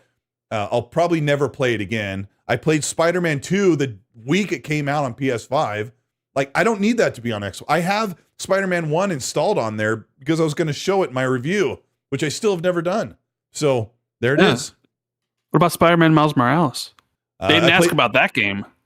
Nobody. I don't know. It's a good one. I played that one the week it came out and finished it. So I don't need Spider-Man on Xbox. But hey, you know what? I'm not the only customer, Rand. I'm not the only one. There are people out there who don't own a PlayStation console, and they want to know, can I play one of the greatest superhero games on the platform I want to play on the controller I want, and be in party chat and ignore all the cutscenes with my friends? That's what they want to know, right? So I suppose. Yeah. I agree with you, though. They should have never said anything. There was another thing that popped up in the news, and my friends started sharing this around like wildfire, and I'm like, where's this coming from? There was a quote that Sarah Bond, the leader of Xbox, the one that replaced Phil Spencer, she's the head of Xbox. Will she, though? What? Will she replace Phil? No. The one that replaced Phil at the head of Xbox. As head of Xbox? Yes. Yeah. Sarah Bond was quoted saying that the next generation Xbox Mangus console would be $1,200 to $1,500. And this was being reported on social media to tens of thousands of likes and thousands of comments. She never said those words. Did you see any of this, like, break in the news at all? Yeah, but I mean, this isn't the first time this quote has come up. It came up a little bit when she actually made some of those comments months ago. But I mean, social media is full of misinformation that's presented as fact, or things that didn't happen with presented as AI that people think is true, because you can't really... Who knows what the truth is these days? You have to search for it. And a lot of it is just like already, your confirmation bias is already set because, the next Xbox is going to be this price. So I mean, it's just an example of misinformation gone wild because Xbox isn't gonna say anything about it, and they're not gonna come out and say it's wrong, because just whatever. So it's just one of those things that gets retweeted a lot, and people give their opinion, and here before you know it, it's 10,000 people. But then how many of those are actual real people and not just botted out of their mind? You know what I mean? Like fake people, fake Russian accounts or are you bots from elsewhere. Are you of the belief that a portion of the people that we interact with on chats and forums and social media might not even be, they're just real? Kind of like scripted? Absolutely. You ever hear of the dead internet theory? Lay it on me. Where like eventually in the future, the social media will just be AI bots talking to other AI bots, like that. The basically like right now that you think you're talking to real people, but they're actually just either AI or just a bot from somewhere. And that as human people seek more human interaction, they'll end up leaving social media spaces, and then like the internet will just be made up mostly of AI bots talking to AI bots, having AI discussions about stuff. They'll be the only ones left. Just Google it. Just Google it. Just Google dead internet theory. Okay. I mean, you did tell it pretty well here. I mean, there's probably more to it, but I could see that being a reality because how much is it of like people pretending to be from somewhere they're not, or bots? Because I'll read replies to stuff, and the replies are just, why would a person say this? And you're just like, this got to be a bot. I mean, there's people that say things that are so angry and emotionally charged over almost nothing. Like, you don't know when Starfield's 2.0 is coming out. I'm like, the video, I have it on screen. Like, the rumor is that it's like April, and people are like, you don't know anything. I'm like, I'm not saying it was. Anyway, it's like, yeah, sometimes I wonder, but I also realize this is going to sound really rude. And I'm going to say it because I normally try not to be a rude person. But if you go into a big public space and look around, the majority of the people around you are mouth breathers. They're like, what do I do? Like, go to an airport. Go to a public place where people, or go to a baseball game or a place where people have to figure out where their seat is. And they're like, what do I do? Where do I go? I feel like we're lucky. Us as video game fans, we're probably a little more attuned and a little more mechanically, mechanically inclined, or we have good, I don't know what the word is. Nah, maybe. Sure about that, Colteastwood? I don't know. Some of the gaming fans I talk to are pretty bad. You sure about that, Rand? You sure about that? Yeah, I don't know. It just, it's one of those things where Sarah Bond, like they were referencing her video from 3 months ago where she said, the next generation Xbox is going to be a very curated high-end device. Yeah, and, premium device. Yeah, and it, analysts, even us as podcasters or you guys in the chat, we can all look at what we've heard about Mangus and go, oh, that's easily around $1,000, maybe even $1,500. And I was talking to Fonz Gaming this morning. He's like, there's no way that console is going to be under $1,500 and no one's going to buy it. And I said, oh, I don't care. Like, I don't care if no one's going to buy it, just as long as they release it and I get to buy one and play on it. Like, I don't care.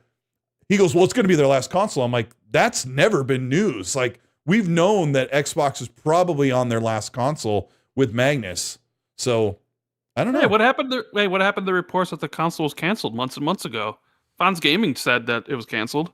There were insiders that were very sure that Phil was going to, number one, retire at the Game Awards, which is the most asinine thing I ever thought. That, Phil would come up and go, hello, everybody. I'm here to announce the best indie game that includes a female with two cheeks.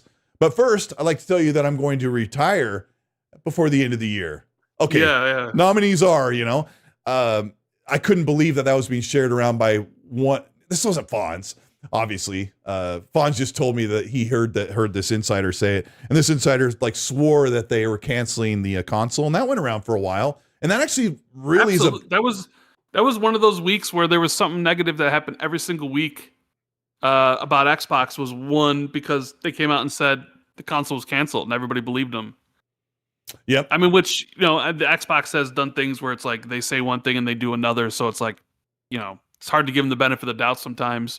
Oh, in there was the Game Pass overhaul and price hike that actually happened, but cancellation of next gen, and Phil Spencer was going to retire, and massive layoffs were coming. That was another one, which they are, but, probably at some point. But yeah. they said it was supposed to be coming in January, and here we are. So we're middle of February. How much of this does Xbox deserve? The constant FUD and the I assume first the worst is going to happen. I mean, some of it's their own doing. I mean, some of the things that Phil has said and that they've had to walk back on, even if it's just business related decisions about things. I mean, that strikes a chord with people because then it makes it seem like you're unreliable. Like you say one thing and then something else happens later. So some of it's their fault. Some of it's also like people looking for clicks or looking for impressions and stuff, and it spreads that way. But then also you saw some of it and it's like, yeah, I could see that happening. Like, oh, them canceling, because at first they're doing a console and a handheld. And it was like, okay. And then they canceled the handheld and it was like, figured something like that would happen because why not, right? Like you talk about all these things and like that ends up happening. So, I mean, they're responsible for a lot of it. I mean, even with like the numbers that came out where people are trying to figure out how much Xbox has sold, right? Yeah. This was like a whole thing a week ago or 2 weeks ago because of the Take-Two report. And people were going back and forth and trying to figure it out. Like, oh, it must have sold 50 million, or it sold 30 million, or it sold 20 million, or it sold 40 million. People are making all these guesses. And partially it's because Xbox doesn't say anything about it. So people want to know, but they don't have any official announcement to go off of, like PlayStation and Nintendo, who do all their reports. So all you have is your best guess. Right. And so people will be saying forever, Xbox Series X has only sold 28 million. It's a huge failure. And then you got people being like, no, it's closer to 40. It did okay. It's 48. And then people be like, oh, it's coming to like 50 million or whatever. Yeah. So there's just like nobody knows. And people they continue to talk about it because it's not something that's ever really going to be accurately explained unless there's a leak from somebody. And people can just say whatever they want because they know they're never going to get corrected by anybody. Because you could go out there and make up numbers about PlayStation, but eventually PlayStation is going to be right, give you the numbers, right? Yeah. That's the whole thing with the Ghost of Yotai sales. Right, Ghost of Yotai comes out, and you have a whole bunch of people being like, it was a failure, Sony's lying, like all these things, and then like the data that came to back it up would kind of like prove Sony's point that actually it did better than the first game. But even still, even with that happening, you still have those same people being like, they're lying, and it was a big, huge, cratered the franchise and all that sort of stuff. So I guess sometimes, even when you get official news from whatever, like they'll continue to just act that way. So I guess it really doesn't matter in that regard. Yeah, sometimes I get mad about there's all these things that get predicted or inside stuff that's talked about, and people are like, you're a liar, you don't know what you're talking about, you're going to be wrong. And then I think, and I would get mad sometimes, but I'm like, by the time the truth comes out, no one will care. Like if when I go back to Starfield, or if I said that Xbox's console is going to be in 2027, well, I mean, they by all rights, which we'll talk about in a minute, they could delay it at any time. I don't think they're going to, and I'll explain why. But if they delay it, there's going to be all these people who say, this you? But if the console comes out November 2027, no one will like send a message to me or anyone else to say, hey, I just want to apologize. I called you a liar. You said it was going to be 2027. Here we are a year and a half later, and you were right. Like, so why get mad? This is kind of like, sometimes I get a little blown away that people get so upset when we're talking about plastic console video game systems and when games are supposed to come out. But yeah, it's I don't know. I do not believe for 1 second that the series consoles have sold 48 million units, and I didn't say a word. I kind of pulled the Rand thing. Sometimes you don't need to say anything. I'm like, why would I say anything? I really don't believe they sold that many, but I also believe that 28 million is like, whatever. They're still going. If the console was dead, they wouldn't be making another one. So let me grab a couple of questions here. KY Bob, thank you so much for 5. Says, cultural iconic IPs such as comic book superheroes should not be exclusive to a platform. That was a desperation because Sony lost the PS3 or the PS3 generation, 360 generation. I'd like to get Rand's take on this because I have a differing opinion. Well, He didn't that happen because Marvel went to both Xbox and PlayStation to ask if they wanted to work together, and Xbox said no, and PlayStation said sure? Yeah, wasn't that what happened? I mean, the Marvel boss was talking about that. From what we heard, right, that Phil was like, no, we don't want to spend that kind of money. We're not interested. And PlayStation jumped on it with both thighs, right? Yeah, they ended up getting Insomniac on it. So there you go. And KY, you could say that, but as of 2 years ago, I would be sitting here telling you that Marvel Blade would be exclusive to the Xbox. Now, the justification is if Xbox makes a game, it's available to almost anybody on a Windows gaming device or a handheld or across Steam or even anyone that uses Xbox on cloud. So if you want to play Marvel Blade, you don't have to buy an Xbox console. But the reality is Marvel Blade will be fully multi-platform when it launches in 2028 or 2029, which I think is probably where it's at. So a comic, I don't give a flying crap if it's a iconic, I love you, KY, by the way. I don't care if it's a comic book game. I don't care how iconic, if it's John Wick or whatever. If someone wants to pay for exclusivity, that's the world they're going to live in. And PlayStation is one platform. Oh, so Nintendo. Xbox is the only platform that can't leverage exclusivity to their advantage because they cannot sell consoles. They don't know how to do it. They're no good at it. And they put themselves in a position where they've drained us dry for 12 years with no games except for Super Lucky Tale and Recore, where they can't sell consoles. And once they finally got this amazing bouquet of games, it was too late. But as an Xbox fan, I'm just glad the games are pouring in because I'm enjoying them. Let's see. 78 Incorporated, thank you so much for the 10, says, as a consumer, just hearing that Xbox Magnus will play your entire library of Xbox games, this is good news. I'm in if this is true. Hopefully the price will be reasonable, about $800 to $1,200. Let me do something here.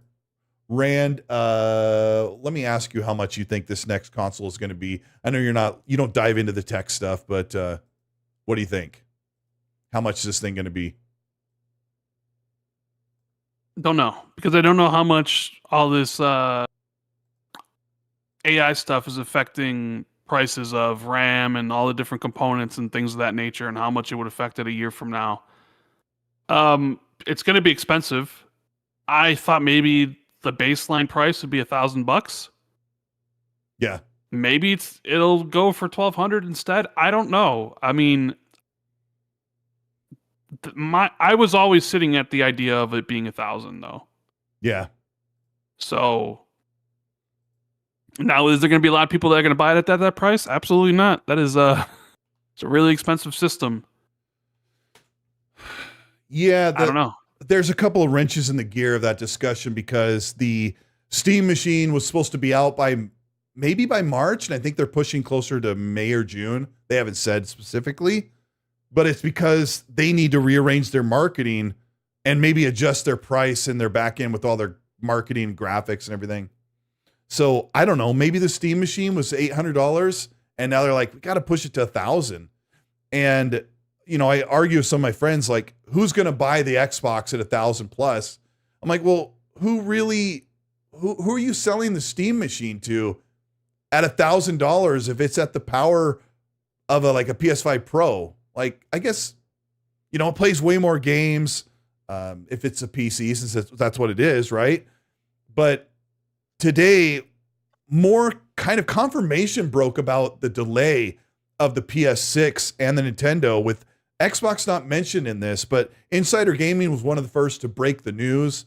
Bloomberg reported it through, was it Jason Schreier, Rand? Because you got this news. I don't think it was Jason Schreier. No, it wasn't. But it was a Bloomberg outlet said that Sony would be considering delaying the PS6 from 2027 to 2028 or maybe even as far as 2029. And I said here last week that PlayStation doesn't have to delay, but if they did, they could only win by offering the same designed console 1 to 2 years later than normal, with it being slightly outdated, but have a higher profit margin or a better profit margin by waiting. And the general reaction right now, Rand, is who the heck wants a PS6? Like right now or just in general? That's what everyone is saying. Like, I'm sure you've seen the replies. Everyone's like, good, delay it. Who needs one? We haven't even like broke the seal on the PS5 yet. Yeah, I've seen that. Part of me thinks that's just cope. Explain. What do you mean? Well, they feel like this generation. I think part of it is cope because this generation hasn't been up to their expectations, so they feel like a longer generation has a better chance of actually delivering the type of stuff that they expected. At 2020, right? I saw there's some of that. Because the feeling is like, oh, this generation has barely begun, but the generation seems like it was going to be the same length as most generations, right? Which is 7 years, 8 years, right? And they're like, oh, well, this one hasn't even started yet. Yeah, this is really good. But I mean, aren't we sort of seeing like a lot like the Series X and S and like the PS5 are starting to kind of show their old age with some of these games already? Absolutely. Where isn't it really time for new hardware now? I understand from the manufacturer's perspective of, listen, we're not sure of the volatility of the market, and we can't sell a PS6. If we were to release this next year, we would have to sell this thing at $800, which would really start off the PS6 generation in a bad spot. Because that would affect a lot of everything. It's like, it'll affect how many consoles we sell of that, and then the games and all that sort of stuff. So I understand they're looking at it from a cost perspective of, that's how they're looking at it, right? They're like, well, we can't sell a PS6 for $1,000, so we need to delay. And the hope is that by 2028, 2029, as that things come back and normal under control, and that they could sell those things at, say it was $600, right? And being like, okay, I don't think. I'm just saying that's probably because why else would they be considering to delay it? It only would have to do with the fact that if they didn't, it would really be a high priced unit to the point where they think even like it wouldn't sell very well. I think what I mean. The problem is that the PS5 Pro is a base price of $750. The PS4 Pro was sold for the base price of a PS4 when it launched. I don't know if that analogy works in modern day, but in 2013 the PS4 was $400. In 2016 the PS4 Pro was $400. So if I look at that logic, and I don't know if that actually tracks, and I thought I'd ask you your opinion on that the baseline price of a PS console now is $750. What's the current price? What's the current price of the PS5? I think $550. No, that's so what? It's only $50 more expensive than what it was. I don't remember, guys. I mean, go to Best Buy. Go to Best Buy or Amazon. See how much it costs right now. I want to say it's $100 more expensive. So I want to say the PS5 is base price $599. I think it's $599. Yeah, you might be right. I'm also not one of those guys who says, "Hey, I already got my console. I don't care." Like, we talk to people all the time that, it's tough because I'm getting bundles here. $400 base price for a bundle of the Slim. $539. That's a Slim. What? That's a disc on it. Yeah, I didn't think that was going to be as easy to look up as I wanted it to be. $399 for that's the original model. Yeah, it's not as cut and dry as I would hope to just look it up. I'm sure somebody who knows better in the chat could tell us what the Slim is definitely, I think it's $400. How much was your Slim? Yeah, the digital edition's $400. How much was yours? Wasn't it 400? Well, so this says save 100. So this is on sale for $399. So I guess normally it's $499. Yeah, because I think I bought mine. You bought yours for $400. You had the slim, the digital at launch, and I didn't. Yeah, I got the disc. Yeah. So I would imagine it's just 100. So if the digital's $499, that would make the regular one $599, right? Yeah, it's kind of hard to say what the price is because people are always trying to unload these things because they don't have a standardized price. I guess if I went to PlayStation.com, that would be the place to actually find out what the price is. Yeah, consoles available now. They'll probably just push me to a retailer. Okay, the Pro is $750. The digital PS5 without the disc is $500. The disc-based one is $550. So they, instead of having a $100 difference, they only put it for a $50 difference. But but Brandon and I are speaking in terms of North American price, which is it's different in other countries because they savored the North American market and price hiked out overseas, right? So whatever. I think so. Anyway, the point that I was trying to make, Rand, when I interrupted you is that I think the base price is closer to 700. I would say if I want to compromise with you, you say 600, I would say the base PS6 starts at 700. That's what I'll say. So anyway. Okay. But why would they delay it though? If they're considering it, it's because they wouldn't be able to deliver it at those prices. Because they would delay it because they can get better prices on the components, which include SSDs, memory, and even the GPU part of the chiplet. Those are all being affected. So they would delay it a year or two for prices to come down. The problem is analysts right now are saying prices are probably not going to come down in the foreseeable decade. Well, then. So why delay it? Because there's a chance that you could potentially at least price come down a little bit.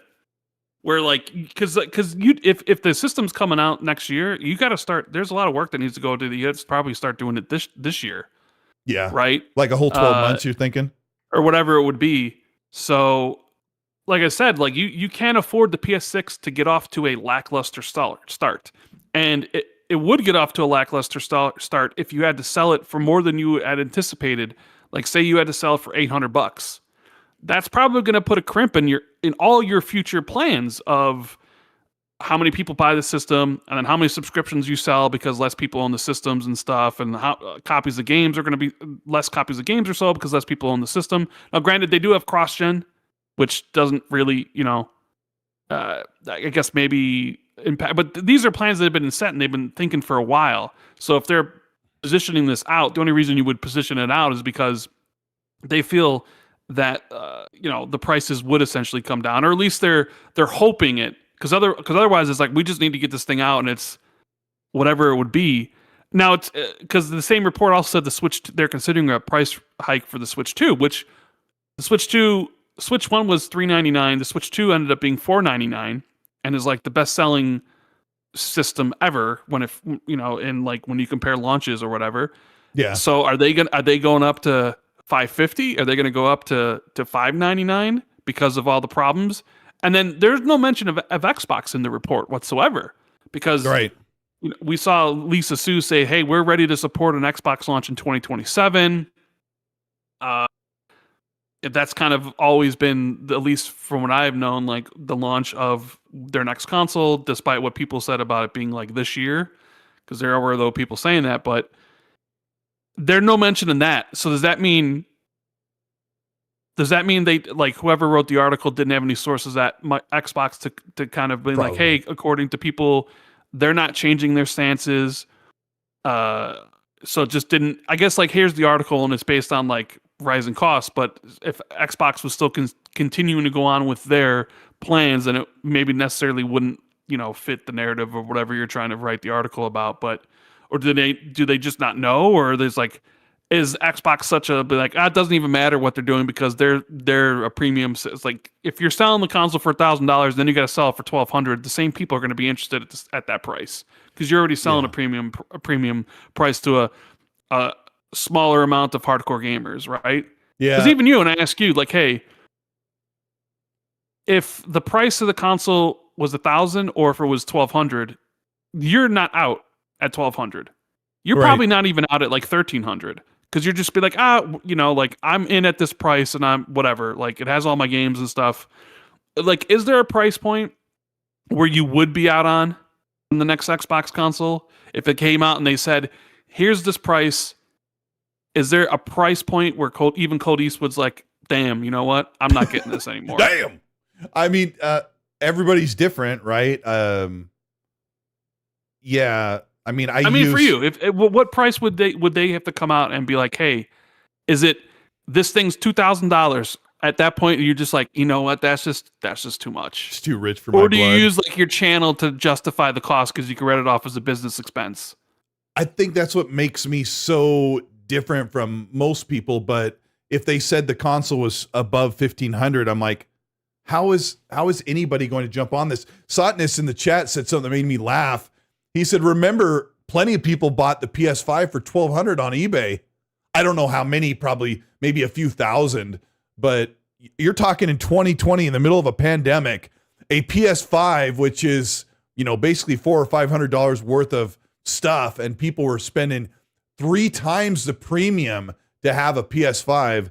I was telling one of my good friends, he said, no one's going to buy these premium consoles at $1,000+. And I'm like, well, that's not true.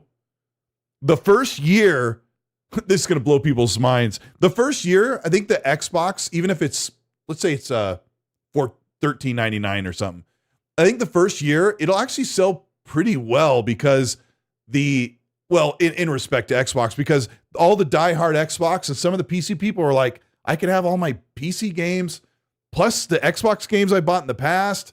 Like, oh, and it's, it's cheaper than some of the PCs I want to build. I might buy one. So I would think, let me just initialize that down to say in the first year alone, the Xbox Magnus will sell pretty decently and then it'll taper out. And like Meg and I say, maybe in its entire length of the next 6 to 8 years, the Magnus will sell maybe 10 million units, maybe 12.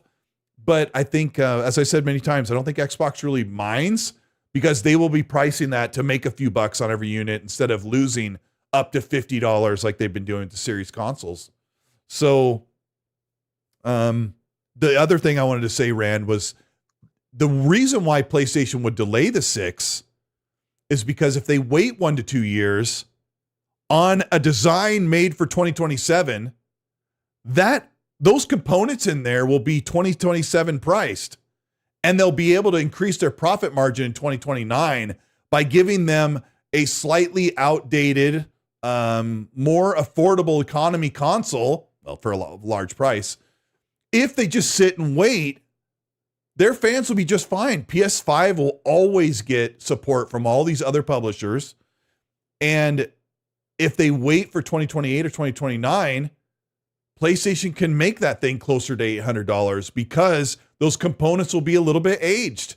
And it'll be a win-win for everyone. And they'll play on that PS6, Rand, and it'll blow their minds how powerful it'll be compared to the PS5 Pro. Because that CPU alone is just like, it's basically a Series X or Series S CPU, slightly upgraded. So yeah, I think that I tried to say this last week. I think PlayStation should delay. It'd be in their best interest to offer a better deal for their customers and to keep from destroying their profit margin on it. Anyway. Well, yeah, I mean, that's probably what it comes down to is their profit margins and all that stuff. But I mean, I think some of the people also saying like they'll be fine is like maybe they have a PS5 Pro, so they feel like I just bought this PS5 Pro for $750. I don't want to have to now buy a PS6 in a year from now, and it feels like this generation hasn't started. Now, as someone who plays on the Xbox console, I didn't get a mid-gen refresh because what is it? The Series X was the mid-gen refresh or whatever. Yeah. So I'm looking forward to new hardware because it's probably going to be a good jump from the Series X to whatever this next thing is. Just as I was imagine the PS5 to the PS6 is probably going to be a good jump too. And that's the thing. One of the things I don't understand is I get people saying like, oh, whatever, like the PS6 shouldn't come until this time. But I'm just like, well, what does it even matter? Like, even if it does, everything's going to be cross-gen for a long time. Right? Yeah. So you could have it come in 2027. And if you're not ready, see, I think that's partially the reason, Colt, is because those people want to be able to upgrade immediately and they don't want to. So they'll be like, I don't want to upgrade until I'm ready to upgrade.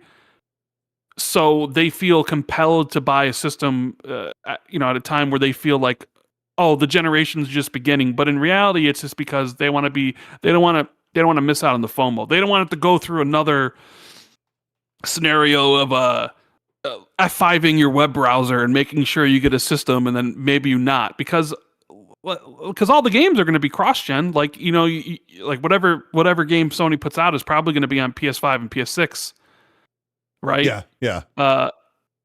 Unless, of course, they try to do the thing of like, well, we want people to buy the PS6, so we're going to have God of War Ragnarok 3 as a PS6 exclusive, and then okay, well then you might have to there. But I mean, I don't know about you, but I'm ready for a new console. Yeah, Paris in the chat right now, and he said, let me grab his tweet because I love Paris, but I always disagree with this take because he's gatekeeping. He doesn't realize Paris, it, but he's the gatekeeper. He's gatekeeping. He says, why don't you have Paris come on in here and explain his position? Paris, get up in here. Come on, jump in here, Paris. He says this generation of gaming has barely lived up to its potential with rising costs and shortages, not helping matters. So I'm not in a rush for next gen hardware. 100% agree. It's been ridiculous. He says, in my opinion, PlayStation should delay the PS6 and Valve and Xbox should delay their hardware too. The problem that I say where you say he's gatekeeping is Paris is telling other people who might have the money or want to get more than 720p being up-res to 1440p. He's jumping in now. Let me get an overlay for him. Good. The people like me and you. Let's go, Paris. Yeah, let me get podcast 3 up here. And then I got to do one other thing. Go here like that. The problem that those of us that want to, and I have to change stuff, but hey, you guys will forgive me. I've had a ridiculous show trying to get everything up here. The people that want to upgrade, let them have the upgrade. I mean, we live in a world like I'm playing on PC half the time. Paris is on PC most of the time. When Paris wants to upgrade, he'll upgrade when he dang well feels like it.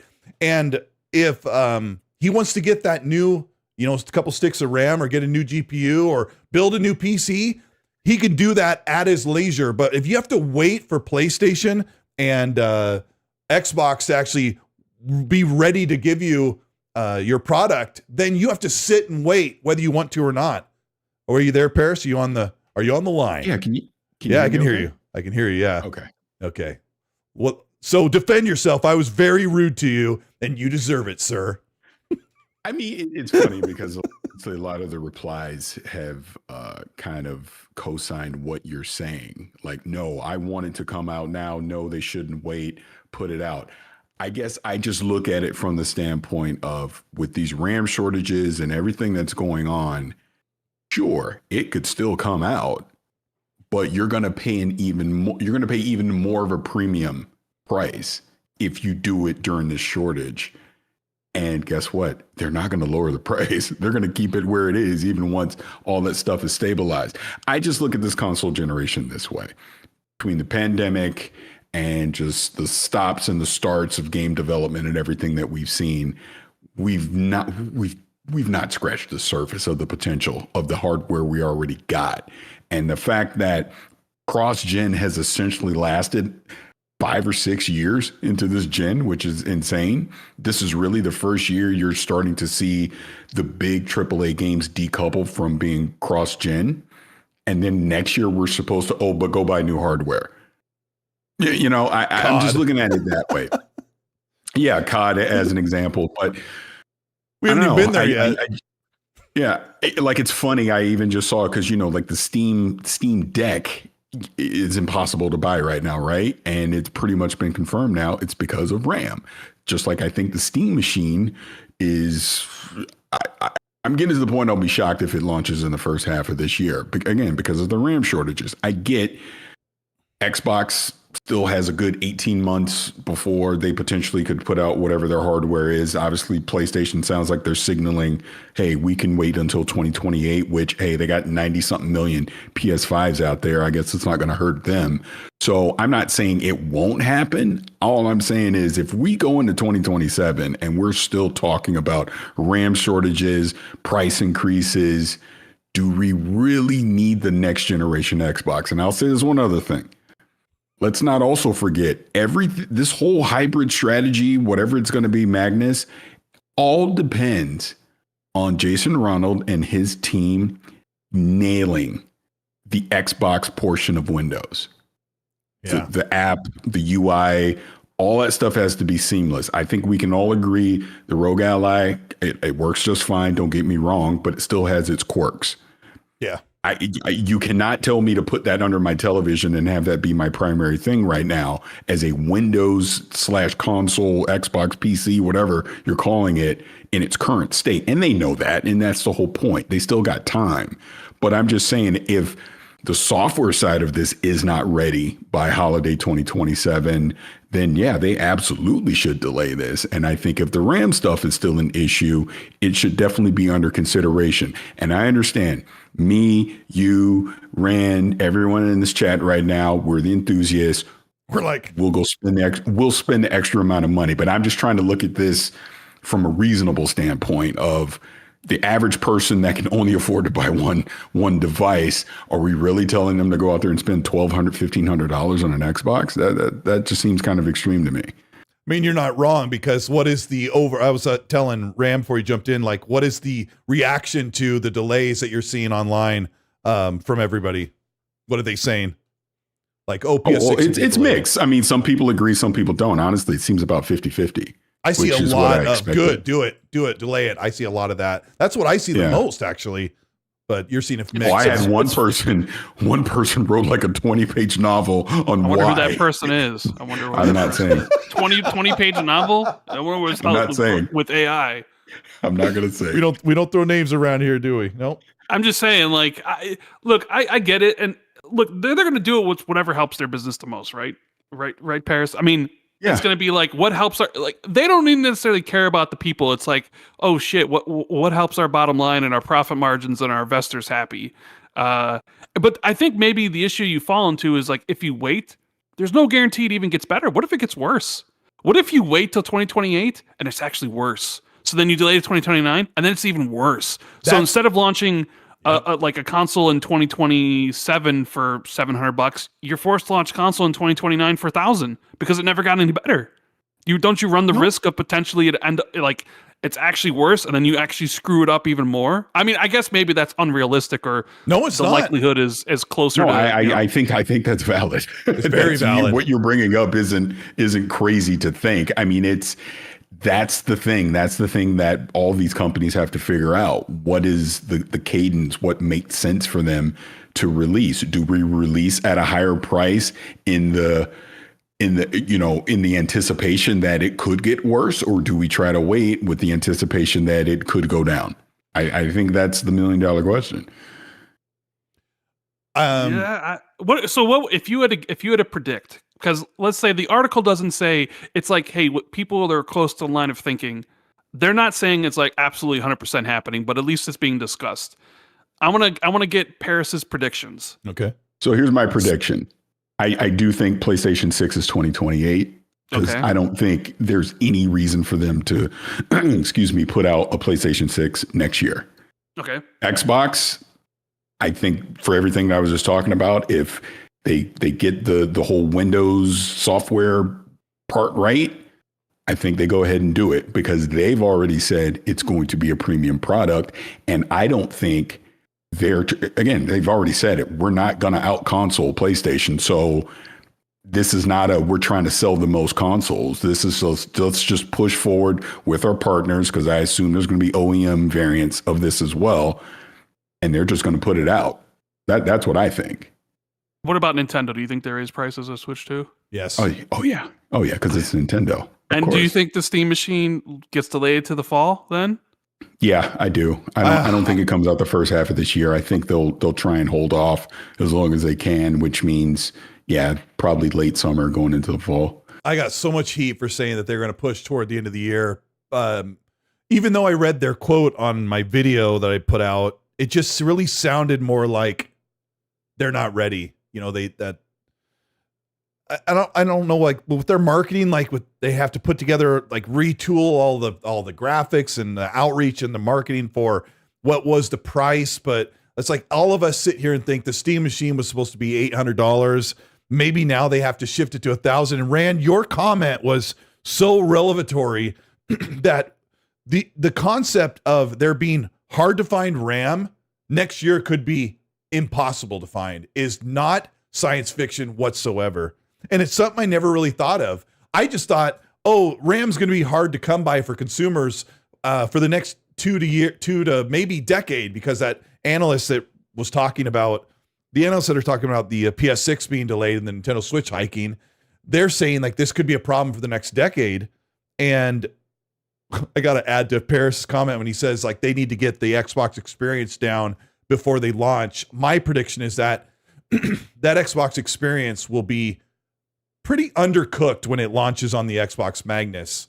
And they have a pretty good track record of having undercooked dashboards and UIs in their products. The Xbox One, the Xbox Series console just got like a small update. So Rand could probably speak to that better than I could, but the pains that come with the full screen experience of Xbox, I played like the beta thing on my PC, which is really, really cool. That needs work. I have a feeling that they've got a lot of work to do, and they're going to have it be just good enough when they launch. There's a part of me that wonders, with everybody using AI to help with game development, right? To be more efficient. I wonder if AI is this essentially going to end up kill console gaming. How in so? general? With rising costs of the components, where you can't really sell a console at a mass market price anymore. I don't know. Like, I think that's a distinct possibility you could see if these prices don't come down. The whole point of a console is you plug it into the wall and it works, and it's cheap. Yeah. You start to lose that when it's approaching $1,000, but also runs Windows. And you got to deal with the awkwardness of Windows and everything. And once you reach that price point, it's like, well, why not build a PC? But then it's like you realize, oh shit, can anybody build a PC anymore? Because those prices are also continuing to skyrocket. What do you think about that, Paris? Is AI going to be the thing that just kills console gaming in general instead of helping it make more efficient games? Again, we're headed in that direction, right? I mean, this is where all the signs are saying. I mean, unless the bubble just completely bursts on AI, and then the economy just gets completely destroyed and everybody's out of a job. Basically, I mean, I know I'm not trying to be all doom and gloomy here, but that's a real reality that we potentially could be headed towards. We can't pretend it's not. So, I mean, we'll see. But what you're saying is kind of the whole thing here. At what point does consoles are no longer affordable to the average person? Because that was the whole point of consoles. They were a cheap entry point into gaming, something that was plug and play that sits on your television. And if we're getting to $700, $800, $900, $1,000 for a console, the average family, especially in this economy, can't afford that. What will happen? People are going to keep what they already have. And then that's the most likely scenario. These publishers are going to have no choice but to support legacy hardware with these games. So that kind of, again, goes back into the whole argument that I'm having here. Like, I don't see a rush to get to the next gen because I got a feeling a lot of people are not going to be jumping along with it. The enthusiasts will, but the average people that make up, let's just stick to PlayStation as an example. Of the 90 million people that have a PlayStation 5 right now, I mean, what? 15% of them are the enthusiasts. Everyone else is just the average casual person that loves to play Madden and Call of Duty. So how many of those people are going to realistically want to go run out and buy a PlayStation 6 that costs them $800 or $900? They're going to, I just bought a PlayStation 5. I'm not doing that. They don't unless they have to. I mean, we haven't even got, the Call of Duty hasn't even come out that is only available on PS5 and Xbox Series consoles. And one of my big agreements with your comment about supporting current generation is, as much as I've dove into the technicality and game engines as much as I can muster, there is no game that can't run on a PS5 or an Xbox Series console. Even really, I would almost say a Series S. So if developers are already targeting the Switch 2 more than ever, which we're going to start seeing some great ports, and Nintendo's going to have this really cool extra revival going on. But the current Xbox Series and PS5 consoles, the games we play, the amazing experiences we get on those consoles right now, next generation only means like maybe path tracing or maybe 120 instead of 60, maybe a better resolution with cool AI upscaling things that can't be done on current hardware. Other than that, the game experience that we love, that we talk about, the games that we fall in love with, the magic happens on a base PS5 and Xbox console right now. Well, so I can say this to your point, Colt. Without getting in trouble, there's a game that's going to come out soon that's running on the Switch 2 that looks pretty freaking good. And another example of a game that is out, Cyberpunk 2077 on the Switch 2, runs great. You've looked at it? You've played it on there?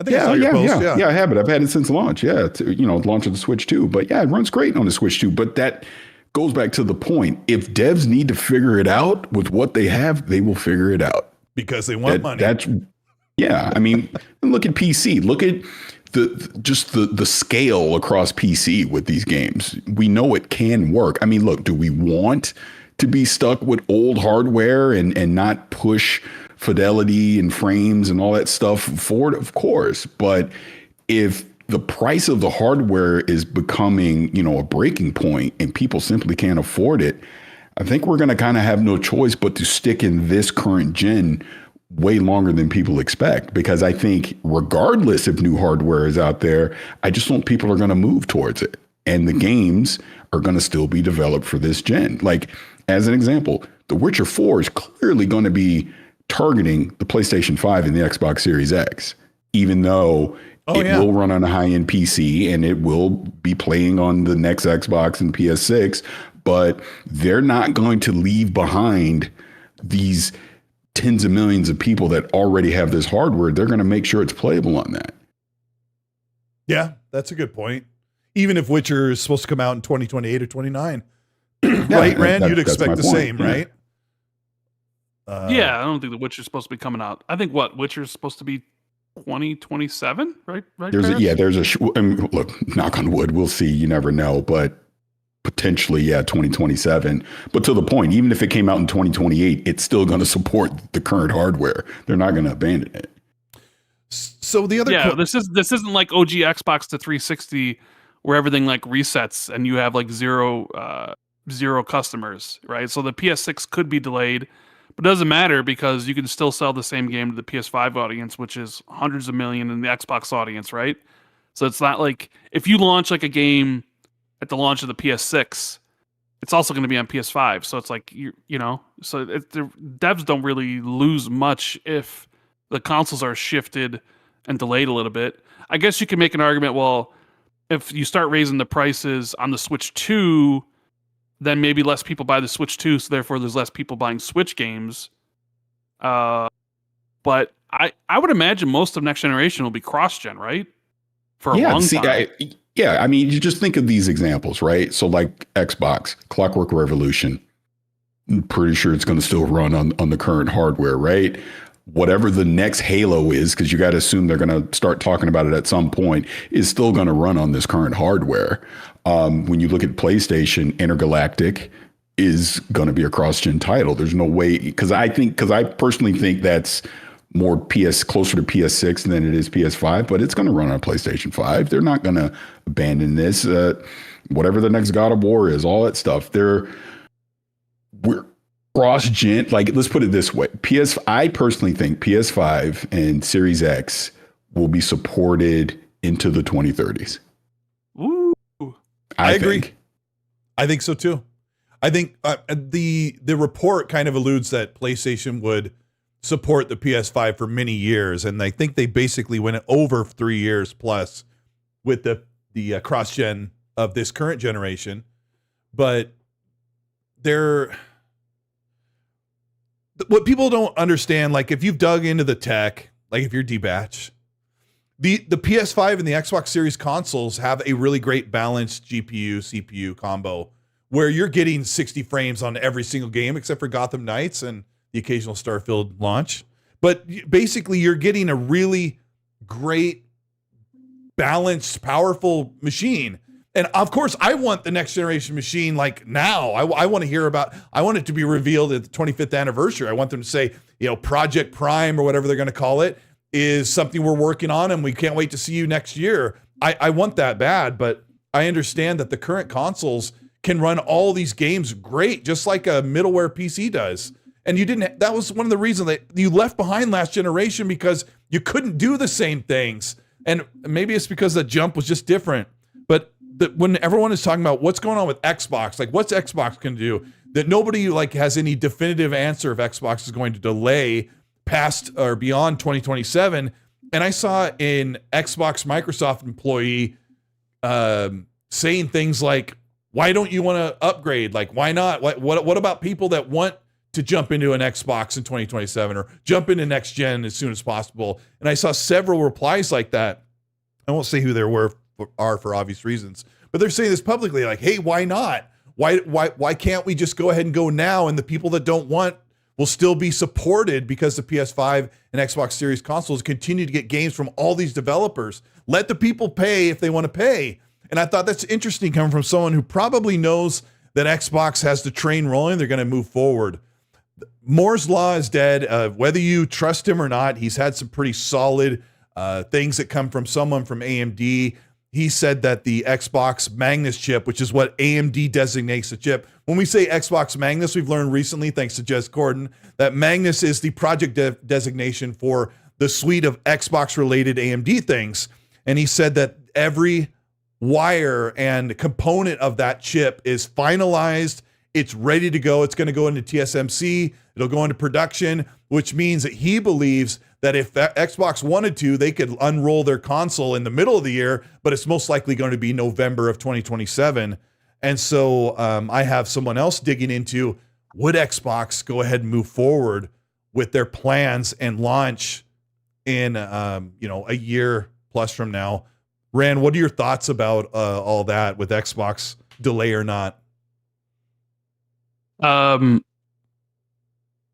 Sorry, I wasn't paying attention. What do I think Xbox is going to delay? Like no. Moore's Law says, like it's ready to go, everything's finalized, and we've got a couple different. I don't think Xbox is going to delay. Give me your personally why you think or what your logic is behind that. No, I want to hear how Paris feels about this. I think it's partially Paris has already said it because I think they're already planning a premium device. And like I said, I think the audience who is in the market for a $1,000 Xbox is also still going to be in the market for a $1,200 Xbox. Am I wrong in that, Paris? It's like, yeah, that's the point. That's the point. Like I said, I've had those replies today. Like, I don't care how much it costs. I want new hardware. So those people are there. Yeah, if Xbox was trying to sell a $500 and $600 device, then obviously the delay. But they're not trying to, so it's going to be expensive. And at some point, the amount of people who are willing to buy like a $1,000 Xbox is probably low to begin with. But those same people are the ultra hardcore who, if you do have to increase the price by $200 or $300, they're probably not turned off by it a lot. And clearly, Microsoft's Xbox's business model isn't contingent on them selling 150 million consoles like it is for PlayStation or Nintendo. So as long as they sell the amount they think, like, because I doubt anybody at Microsoft is going to, or Xbox, is like, yeah, we're going to sell 50 million of these things at $1,000, right, or whatever it is. Yeah. So they already know, like, they've completely changed their business. Where both to Sony and Nintendo, it is their business. Like, Sony needs to sell 150 million, 100 million PS6s. And you get off to, like, if you get off to a bad start because you have to raise the price to $900, $800, and now you're like, oh shit, we're not going to reach that point like, yeah, you have to delay. Like those things just mean more to those companies, where the Xbox in its current state of multi-platform and all that sort of stuff and cloud gaming and all these sort of things, the console isn't integral. It's not the most important thing anymore. So they can sell. I mean, that's part of the reason even why, Steam's going to be on the box and Epic Games. Like, that is something that 10 years ago people would have said never going to happen in a million years, because people just buy games from someone else's store on this platform, and that, basically gets rid of like the entire foundation of console gaming, where they sell other people's games and get a cut.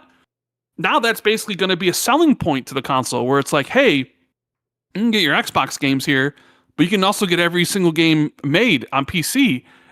And some people might just continue to buy games on Steam. So like, clearly, as like a ranking of how important that thing is to the future of Xbox, not much. Yeah, it doesn't hinge on it. So yeah, so like, to them, if they have to raise the price, that's just whatever. But it's not gonna. I don't think it's gonna affect their plans to push it back. I don't know how much you guys know about this, but I know the Microsoft Surface laptops are wildly expensive. Whenever I've looked at them, I'm like, what? I tune them to the MacBook Pros. Like, they're very expensive. They're high-end laptops, and I think they sell pretty well. Even the Surface Pros do pretty well in the market, I think. I don't know, Paris, if you can like kind of make an analogy with Xbox, kind of thinking of this next console as, it's a high-end premium price, product like the Surface Pro, and we make a little bit of money on that, and that's fine. We don't lose money on it, so we're okay if we don't sell 5 million in 1 year. Well, I think you've already nailed it. That's exactly what they're doing. I mean, I've probably been saying this for about a year now, that the next Xbox is going to be a boutique experience. It's going to be a premium product, and I think even Sarah Bond said the same thing. That's where you got the word. So it's going to be it's going to be like the Surface, absolutely. And not to mention, they're going to offload some of this to OEMs. I mean, Asus is clearly going to make some type of Xbox. I would imagine Lenovo and some other partners are probably going to do it too. Some will probably be more expensive than what Microsoft does internally. Some might be cheaper. I think the key is going to be is this AMD SoC that they're making, because, and I'm sure the three of us all agree here, this AMD SoC is going to be the key to backwards compatibility, right? On Windows. It's got physically built in to be backward compatible, and it could be considered. Right. The question, that's a question I got to shoehorn in. Like, if it's got that backward compatibility built into it, it's considered an Xbox. So if you buy Asus's ROG console form factor, it could play all your console library. It's not like the ROG Ally. It actually is an Xbox. All your games, you could load up your save of Sleeping Dogs on it, and it just loads right up and it grabs you can hit continue, But I do think along those lines, though, I know we're talking way future. We'll see what it ultimately is. If that is the case, they're going to need to be clear that if I decide to build my own PC, or I buy a PC from Razer and I fire up the Xbox app, I'm not going to be able to play all my 360 and Xbox One games because it doesn't have that AMD chip in it. How they market that and how they communicate that, I mean, we'll see, but that would be something too. But again, I'm sure we're having these conversations. I'm sure they've already had those conversations 10 million times already internally. So we'll see. I mean, clearly GDC coming up in a couple of weeks is going to be kind of the kickoff that we're going to see what this Windows strategy is going to be for them. Because Jason Ronald's doing that keynote, and I'll be there because I'm actually looking forward to it. But I don't know if you've looked at the agenda Microsoft has at GDC. I haven't. But like Wednesday the 11th and the 12th, I mean, it's damn near all day, like back to back to back. Xbox has some type of panel talking about Windows, DirectX, Play Anywhere, build your game once on PC, and there's all kind of stuff. So I'm actually on I think it's the 11th. No, is it the 10th? No, it's the 11th is the Jason Ronald keynote. I think I'm probably going to sit in about 3 or 4 panels like back to back for Xbox that day, just to hear, what their strategy is going to be. And then, and then I'm actually curious what you and Rand think on this, because me and Danny probably argued for an hour about this yesterday. I personally think the 25th anniversary, November 15th of this year, you at least tease the new hardware. I'm not saying we're getting pricing. You don't even necessarily have to show it, but I think they start talking about it, right? Maybe you do some dev montage like they did with Project Scorpio. And they, hey, we're already starting to work on Magnus. It's Scarlett, the monster that eats monsters for breakfast. Yeah, exactly. Danny is convinced they're going to reveal it at the June showcase. And I said, he's insane. Why would you not do it at the 25th anniversary? And his argument is it's not a big enough event in Grand Theft Auto 6. So there, Danny, I called you out. I'm curious what you two think. I kind of already said something about this before you jumped on, so I'll defer to Rand. What do you think they're going to do? I guess it depends. I think it really depends. Is there an event to go along with the hardware announcement on the anniversary, Paris? We think okay, and I guess that's part of it. I would assume they do something. That's a pretty big milestone. Because if there is an event, then I think it's on the anniversary, whether it's that Sunday or whatever. If there is an event, that's where they announce it. If there's no event because of GTA 6 or whatever, or because they had to move plans with Halo or whatever, then I think it's announced in the June showcase. So it really, really depends on if they actually do a 25th anniversary stream of some kind. And if that is the case, I would honestly be shocked, and I'll just call it now. I'll be a little disappointed that they wouldn't celebrate this entire year and culminate with something like it. Because what you're saying, Rand, is they essentially just throw out a video on the 15th and call it a day.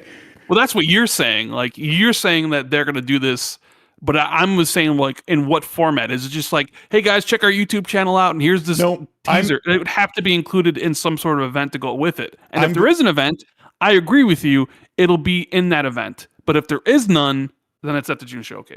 I'm going to predict that there is a big streamed event. Maybe some people. I'm going to predict there's some sort of in-person 25th anniversary event that is also streamed. That's what I think. That's my prediction. And is that what you think? I said if I said any more, it would be out of step. But I think that's probably where we're at. So if they were going to do some at June showcase, the issue is Xbox has so many games and partnerships to discuss at June showcase. They will probably say the best place to do this is to say, thanks for 25 years. We've got like the biggest console. We've got the biggest thing in mind. Project Prime, whatever. Like I'm with Paris. It'll be like the Project Scarlett, typeface came up, and except I remember this all too well because I covered it like till I couldn't see straight. That they showed like a chip being worked on, and they said projects in the eats monsters for breakfast thing. I think something along that line. We'll just know the project name, and we'll have some sort of key that it's going to be a melding of gaming on Windows and Xbox. And people who sit here, like when Paris writes Xbox is dead, you're not paying attention because Xbox is doing some big things right now, and their gaming division is not going anywhere. So let me ask you this, Paris. To you, what would be a 25th anniversary stream? What do you include in this? Like, because I agree with you, they should do one, and if they are doing one, that's the perfect place for a console announcement or the next gen. But so my thought on it is, yeah, you do something where the fans can be a part of it, right? And I think you bring back some of the legacy people throughout the years, like as an example, like a Major Nelson, yes, yeah, and a Peter Moore, right? People like that. You bring them back, obviously. What's his name? Seamus. Well, you know what? Yeah, because he was in the doc, so he'd probably come back too. And he did do great things. Yeah. You bring all these people back. You go through just the history of Xbox from the beginning through the 360 era. You go through every era for better or worse. You talk about all of that. You show all the achievements they had. Obviously, Halo is going to be prominently featured, which, by the way, I think you do tease the next Halo if you're teasing the hardware at the same time, since they're both tied to 25 years, right? It just makes sense. But yeah, you tease all that stuff, and then you end it with either maybe a combination of, hey, here's the new hardware tease, and you use Halo as an example, but that's how you end the show. And like I said, it's an in-person thing. And Colt, you've been to the stuff they've done in LA, like at LA Live. Something similar to that, where people can mingle, meet and greet, do all that, and maybe you have some hands-on stuff that people can do, some games potentially. But you're celebrating Xbox. You're celebrating its legacy, and then you're looking ahead towards its future. It just makes sense to me. Like I said, if they didn't do that, an in-person thing, then I do think it would be a big production, pre-taped video where they do it with in the secret studio in the woods and all that. But I still think even then you tease the hardware. Barrett's just like casually says secret studio in the woods, the one that he had to be blindfolded and walked into to actually be on stage. No, it was just funny when I went up there and I did the Gamescom thing. We're off in the woods. There was a bear. Like it's funny. You ever talk to Aaron Greenberg? He'll tell you that story. A freaking bear, a female bear and her cub was right there. We all had to go inside. It was the craziest thing. But anyways, I think you do something in person because you want the fans to be a part of it. And, like I said, you celebrate 25 years of Xbox. They're going to do one? Is that why he's... Danny seems to think you're better doing it at the June showcase because of Grand Theft Auto 6. But that's like 4 days later. Like the game. And that's what I said. Yeah. But I mean, and to the point of the showcase, I'll say this too, because my counter argument to that is, I think again, we all assume Gears E Day is going to be the big Dev Direct closer for it, right? Absolutely. That'll be the showcase for that. Would you, if they were to show hardware or tease hardware at that event, what is everyone going to come out of that showcase talking about? They're not going to talk about Gears E Day. You're going to talk about the next Xbox. Yeah. I don't think you want to take away from Gears E Day because that'll probably be the first time that we see actual gameplay, and then they're going to lock down a release date for it. Yeah. And you got to sell it that year. They did show hardware this past year with the ROG, and I wouldn't. I would. Did that overshadow Outer Worlds 2? I would argue that was probably the biggest deal that they had last year in hindsight. Didn't they already show the ROG before? Probably. Phil talked about it. Jez did. Jez teased it enough. No. Rand, can you do something about that? No, it was like one of the first things because Sarah Bond was the one that showed it. It was at the beginning of the show. Yeah, it was at the beginning of the show. That was the first time we saw it in its. I mean, I guess you could say, yeah. Well, I guess you could say like it was the biggest announcement at the Xbox's show because Xbox's show this past year, like there was no Fable. The biggest games were there was no Gears, there was no Halo, and that wasn't it. Also, then like a month later, all the games got canceled. Everwild and Perfect Dark and stuff. Yeah. They started canceling everything. That was after showcase. That was after showcase. Yeah. I think it really. I'm trying to picture in my mind what a 25th anniversary thing would be, and I think maybe some of that is dampened by GTA 6 being right there, because a part of me is like, if GTA 6 wasn't there, you could launch Halo right then and there, right during the stream of like, hey, re-experienced like what you love about Xbox. Here's Halo. Boom, it's available now. Right? They did that for the 20th anniversary. Remember, they launched the multiplayer of Halo Infinite. Oh, right after the 20th anniversary. They included some new back and pack games and stuff, which I guess you could. There have been rumors about like the back and pack stuff for the Activision titles for a while, and that's never really materialized. Do you do like one big last batch of back and pat stuff at this thing? And I mean, there are other rumors that Jason is working, that they haven't given up, that they have a little bit of left in the tank for back and pat, but I don't know how big of a 'Cause deal that is. I mean, it like- seems to me back and pat's going to be a big selling point of this new hardware, right? Yeah, they were just talking about the Metal Gear Solid collection, and somebody on socials was like, you could play Metal Gear Vengeance. That's what it's called, right? You could play Revengeance. that. Yeah, Revengeance. You can play that right now. It's been available forever. This is a great question. I want you both to give me your best on this, but there are rumors that Jason Ronald and Phil are working on some sort of solution to let you play your Xbox games on PC without that Mangus chip. Like, I don't know if there was any validity to that rumor, that they're trying to kind of work around and say, hey, if you're on the Xbox experience, you launch it on here, it's considered an Xbox. Is that really a thing they're trying to do? Or is that just a hopium from insider rumors? Yeah, no idea. Rand? I don't know. I mean, I would imagine you would need the chip, but I don't really know much about it. It'd be cool if you didn't.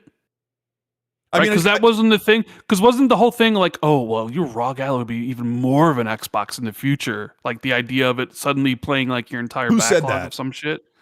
I don't know. I remember it being a thing, but I do too. who knows? Yeah. Who knows though? Well, Paris, when do we thinking Halo's launching now? Because now the rumors out there about summer, which does August. fall, and you think it's August? Okay. August is kind of a And then funky year. or Gears month. is either September or October, or Fable's either September or October. Actually, I'm glad you're here, Rand, because I know something I said actually made you respond on Twitter, and I was very happy. Oh, good. So the Call of Duty of it all. Yes. Here's my revised thought on it. I still think it's possible it's the first week of November, but I think the last week of October. See, people seem to think they're just going to run far away from Grand Theft Auto 6. I think, sure, you want to be a few weeks ahead of it, but I don't think you push it up to the beginning of October or anything, because then now no. I don't. Yeah, no. They usually What's your usually birth for that? alternate. Well, they usually alternate Call of Duty release dates. From October or November? It's either like late October and the next game's early November. And this past one was November 14th, if I'm not mistaken. So I always thought then this Modern Warfare 4 would be late October. I just think big Yeah, games because I just think big games sorry, really Cole. only need like 4 weeks. And a lot of people say 2 months. I hear people over and over, you need to have at least 2 months away from Grand Theft Auto 6. And I think if you're something like Call of Duty, you can blast through that campaign, and people who buy Call of Duty will play Call of Duty and play Call of Duty, and then they'll play Grand Theft Auto, and they'll go back and forth. So I think 4 weeks is plenty of birth for Call of Duty. My bigger question is Gears, which is why I was pushing Call of Duty into the first week of November, because I'm assuming it's going to be at some point in October. And you want to give that a few weeks of room to breathe as well before Call of Duty, because again, Call of Duty obviously is going to be probably the second or third biggest IP of the year behind Grand Theft Auto 6 and Forza Horizon 6. So this is the assumption that, let's say Halo's August, Fable is September. So then Gears is probably early-ish to late mid October, to mid October, and then you do Call of Duty, and then everybody gets the hell out of the way of Grand Theft Auto 6. But that puts Call of Duty and Gears really, really close together, because and that's what I'm saying. Where do you fit all this stuff in? Maybe you flip it and Gears is late September and Fable's October. Then it's the same problem. Well, I know. Regardless, Hey, they're the ones who have this thing. Not only that, but also now that Microsoft is multi-platform publisher, now you have to be worried about what Sony's publishing at the same time on their own store, and they're publishing Wolverine, which Exactly. let's just imagine you put a Wolverine game up against a Fable game. I would imagine most PlayStation users are buying the Wolverine game. Yep. So you need to be cognizant of that as well, where you need to position your titles for maximum. I hate to use the word damage, but to get the maximum return on it. So now you got to be cautious of not only GTA, but now you have to worry about what even Sony's releasing. So it's like, would Gears go up better against Wolverine, or would Fable go up against Wolverine? Gears should go up against Wolverine, and I think Wolverine. My prediction would be Wolverine be September, like they did with Spider-Man. that seems like a good time to do it. But I think you're right. Wolverine is it's a big problem for Xbox's packed fall schedule. So like, do you sacrifice Fable or Gears? Like, do you look at Fable costs more money than Gears, so we have to be more careful? Or do you say Gears has the potential to make more money than Fable does, so then you have to, I don't know how you manage that at all.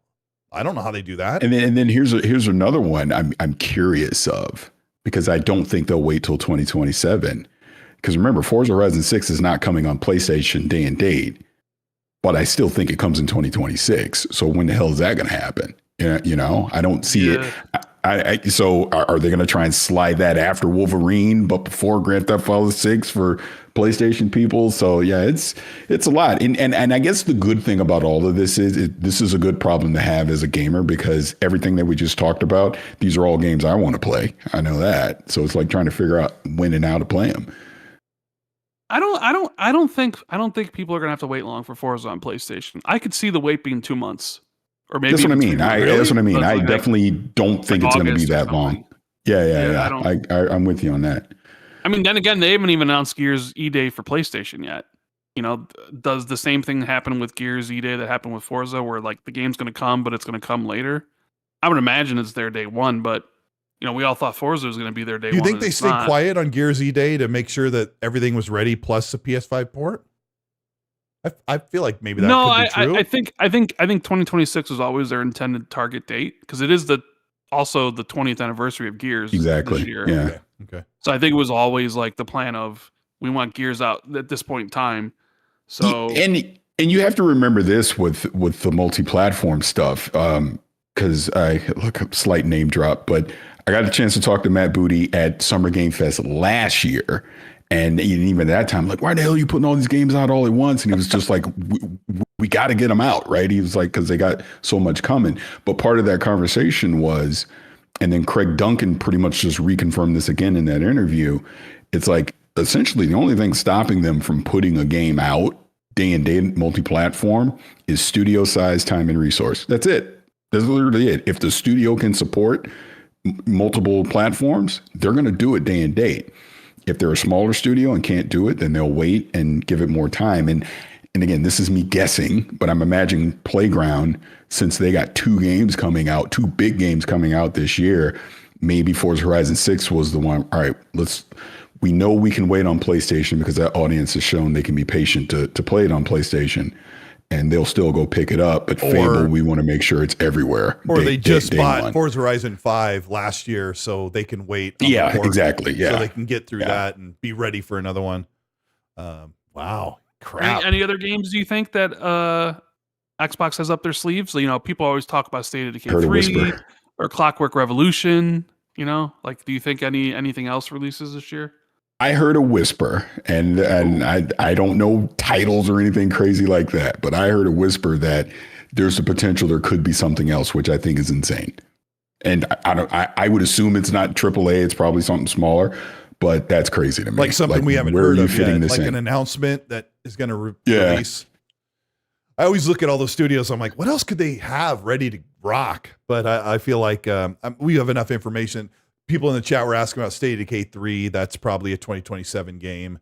You know, we've seen 35 seconds of gameplay. I've used it in videos enough to tell you that exactly. And Clockwork Revolution could be ready this year, but I think they're probably not. I don't think so. I think that's 2027. I would imagine State of Decay and Clockwork are 2027 games.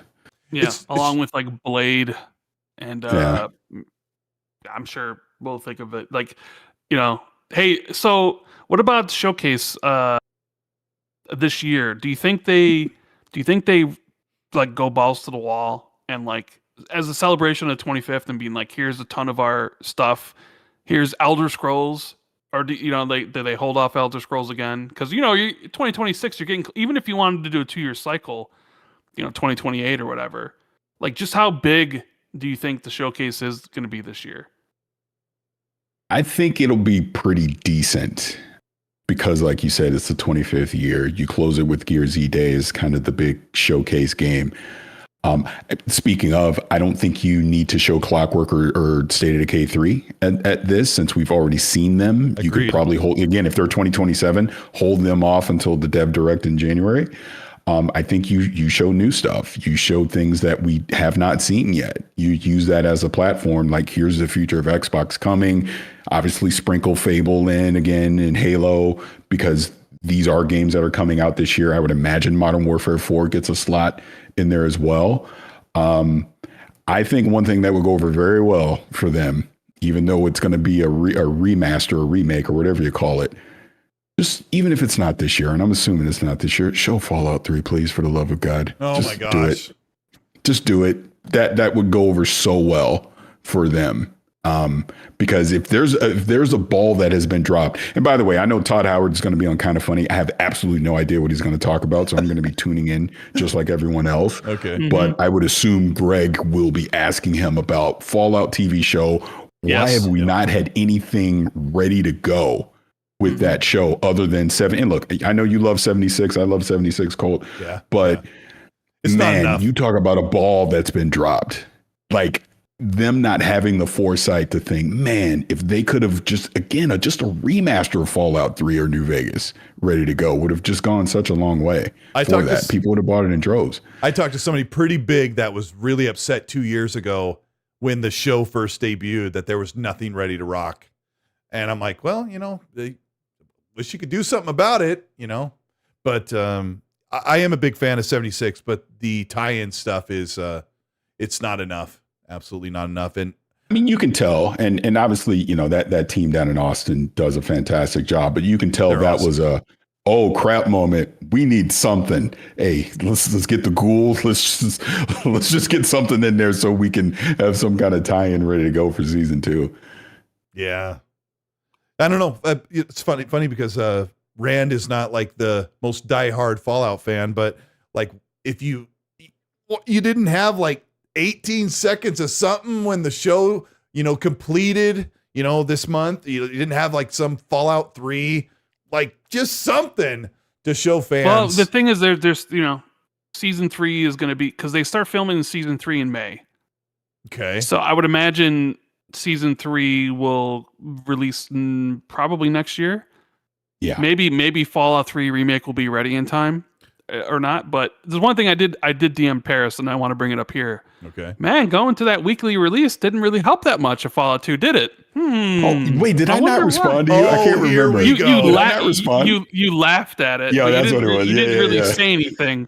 I'm just like, the bit. Well, you got to go. What brought you to the dance? The binge is what brought Fallout to the dance, and they go to weekly, and like hardly anybody was talking about the show. The numbers are still good. They're not as big as they were for season 1, but it's like, man, I sort of feel that the weekly release was maybe not the way to go for Fallout.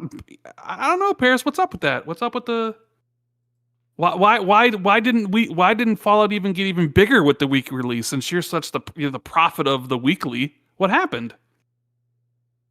Why is that gonna change anything? Yeah, because Paris is always like, weekly's better. You know what, Paris? He brings up, all these different shows and makes them better because of the discussion, but it didn't happen with Fallout Let me talk to Paris for a minute. Paris, I really enjoyed looking forward to every Wednesday to sit down with my wife and watch the Fallout TV show.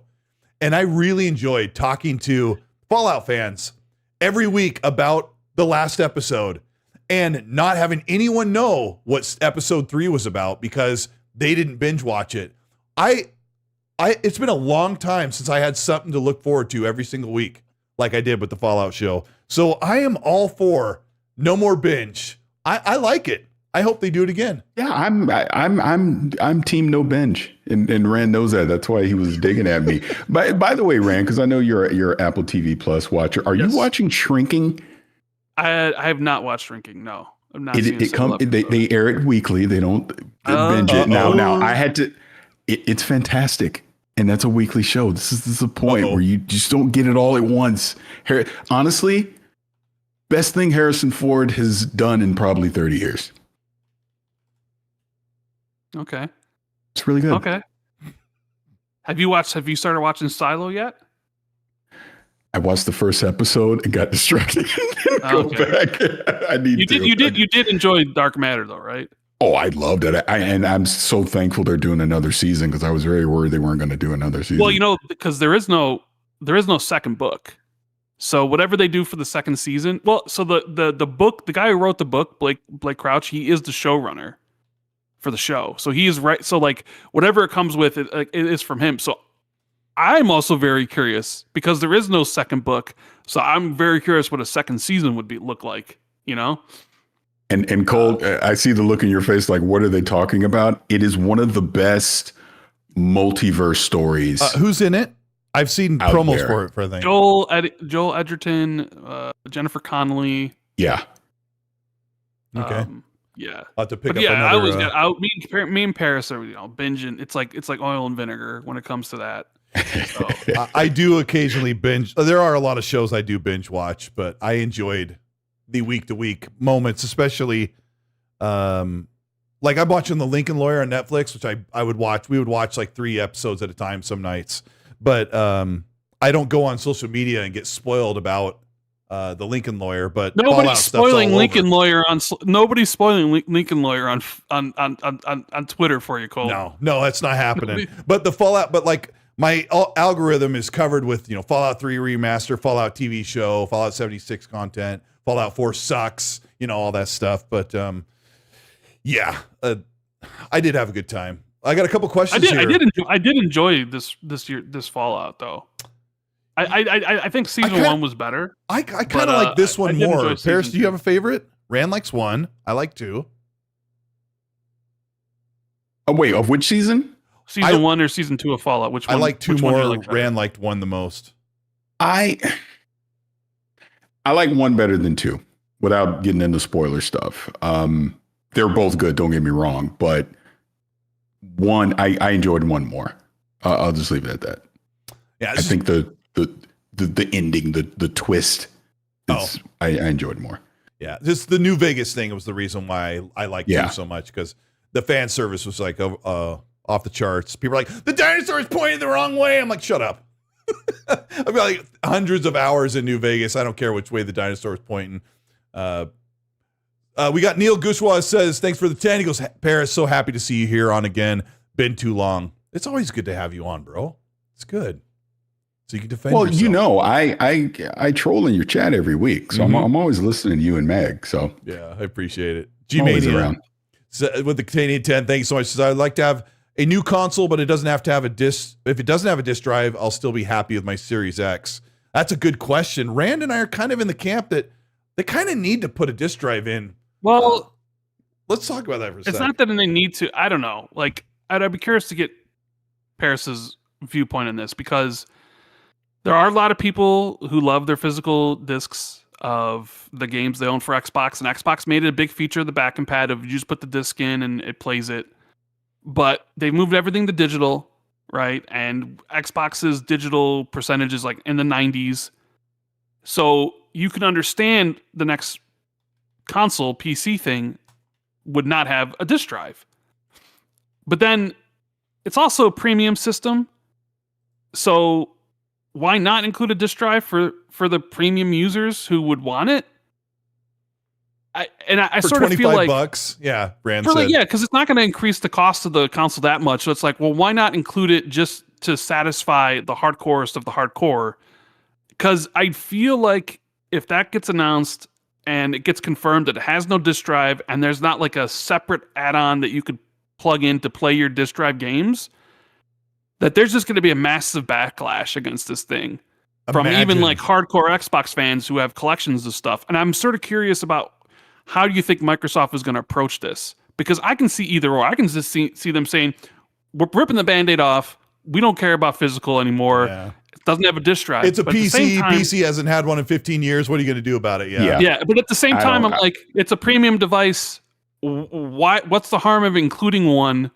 Like, I understand if you're not trying to do it because like we're trying to hit a $500 price point or whatever, and this is going to save us X amount. But you're selling this thing for $1,000 or whatever to your hardest core people. What harm does it include to include a disc drive that maybe not many would use, but also would prevent like your hardcore fans to really, yell at you and stuff. You know what I mean? I lean towards they're just going to rip the Band-Aid and be like, tough luck, suckers. You want to keep your disk, you better keep that old hardware with a disk drive. That's what I think. I don't see them encouraging anyone to want to continue to hold on to physical media. We're all digital. We're moving forward with that strategy. That's what I think. That's probably how it's going to go. But you could see the other argument of like, it's a premium device. What's the harm in including a disk drive though? Oh, of course. Right. Rand brings up the best point. Knowing how Xbox gets beat down for their dumb or their forward thinking or backward thinking things, right? If they do not include a disk drive, if they say we're cutting off the physical owners, the media and fans will eat them alive, and I think they have every right to do it. You're gonna see everybody posting their physical collections, being like, "This is what I get for supporting Xbox this whole time. I'm done." I already see it all happening, man. I foresee this. Well, you also have to remember this: they have the numbers, they have the metrics, analytics, whatever you want to call it. They know who's still using physical and who isn't. And I guarantee you it is overwhelmingly digital at this point. Sure, absolutely. 100%. 100%. So Paris is like, just rip the Band-Aid off. It's a digital only system. So anybody who's got physical Xbox games, I guess that's their Don Matrick moment. We got a console for you. Keep your Series X. That'd be a bad moment. Well, it's funny because, I have obviously my Series X. I have a disc drive in it. I only own one disc, and that's Cyberpunk 2077. That's the only physical disc. Yeah, and that's it. So it's not like I'm doing it, but I get it. I get there's, what's the word I'm looking for? The collector crowd out there that still wants their physical media, of course. But, most people just take the convenience of digital. Yeah, Happy Bomb in the chat asks, like, do people still rent DVDs or CDs for the disc drive? But there aren't so many, like Ram was saying, 90% of people are digital on the Xbox, 80% on PS5. So they buy their games from the store and download them directly, right? I think it's 80. 75. Last I heard it was 80 on PlayStation 5. So they're climbing up there. Yeah, so right and wrong, same thing, right? The issue is that there are people like Red Wolf Renegade who own... Red Wolf owns hundreds and hundreds of games and collects steelbooks, but there are people who have owned 360 and Xbox One games on disc. They keep them nice in a shelf, and that means a lot to them. The problem is that Microsoft sees the numbers. For 15 plus years, PC has been fully digital. You get your code and just download your game, and console is mostly like that, but PlayStation put a disc drive in the PS5 Pro.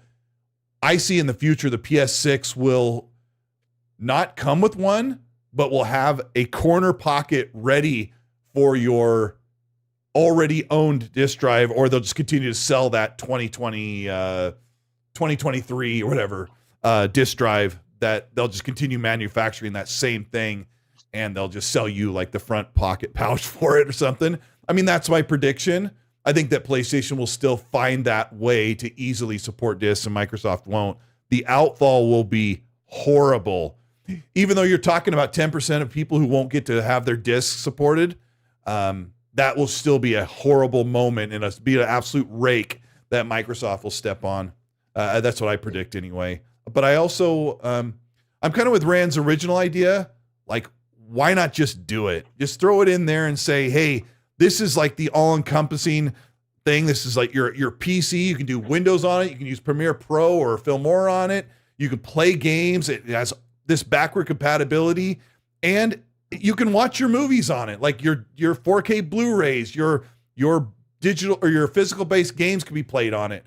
I think it's something they need to seriously consider. I don't know when we're going to find that answer.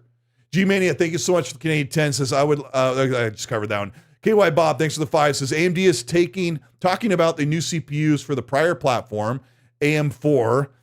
Because the DDR4 is cheaper than the DDR5 for the foreseeable future. That's the other issue we'll talk about another time, where we're going to get cut down hardware and they're going to try to offload compute on the cloud. Like maybe the future is we want you to build a PC that's cheaper so that the cloud that we're already charging you for can take care of the rest. G-Mania, thanks for the 20, says what they should do is put Steam on the new Xbox. Then they don't put their games on PC and make all their games and Game Pass exclusive to the new console. and they will sell tons of Xboxes. I don't see the word exclusive ever coming into the Xbox discussion ever again, right, Paris? Yeah, agreed. Yeah, I think that ship has sailed. Yeah. We appreciate 4XP, who is sponsoring the show. Not tonight, but we appreciate their support on the show and everything. You guys, if you want to check them out, there's free shipping on $50 off and 40% off all drinks. So one last thing, Glinzer with the 2 says, but will future discs be like Doom the Dark Ages? I didn't follow this, but Rand probably knows. Like, are we talking about a disc that doesn't even include the whole game? I think that's what he's talking about. Yeah. Where it doesn't include anything. Just a download, essentially. Yeah. I mean, hey, Indiana Jones is on the full cartridge if you want to get that on the Switch. But I mean, that's been a problem that's been going on for a while, and there's no excuse for it because most games fit there. One last one, and we'll let these guys go. G-Mania, thanks for the Canadian 10, says, can they make a program where you can transfer your physical games to digital, like when you buy a DVD, you get the movie on disc and digital copy? This is a rumor that went around like 3 or 4 years ago. Maybe it was at the end of the Xbox One generation. Remember, Rand, where, you can go into Microsoft Store and drop your discs on the counter and they'll give you a digital code in exchange. Do you remember that whole rumor? Yeah, it was dumb. Was it just bull crap? Whose incentive is why would they? It doesn't make any sense from Microsoft's perspective of, you give us your disc that we throw in the garbage because we can't do anything with it, and we're just going to give you a code so you can have it. Like that's always wishful thinking by anybody. Dude, they can't even have automated refunds and stuff and the idea of trade in your digital games or whatever. I mean, people have been talking about trading in your digital licenses for quite some time now, and nothing's ever happened. I mean, you would think if any platform would do it, it'd be Steam. I mean, they haven't done it yet. Yeah. So it's just, I think it's just people just coming up with scenarios that they think, oh, well, what if you could do this? Do Microsoft stores even exist anymore? Yes, but I mean, I don't think so. Unless Microsoft was going to take all those discs and then sell them on the third-party market, which they would never do, this would be a thing maybe 15 years ago or 10 years ago where you could get people to get rid of your discs so they could no longer send them on the third-party market or sell them and borrow them and trade them. Yeah, but when people come up with this stuff, it's just what incentive does Microsoft have to take those discs on? Zero. None. You know? None. So...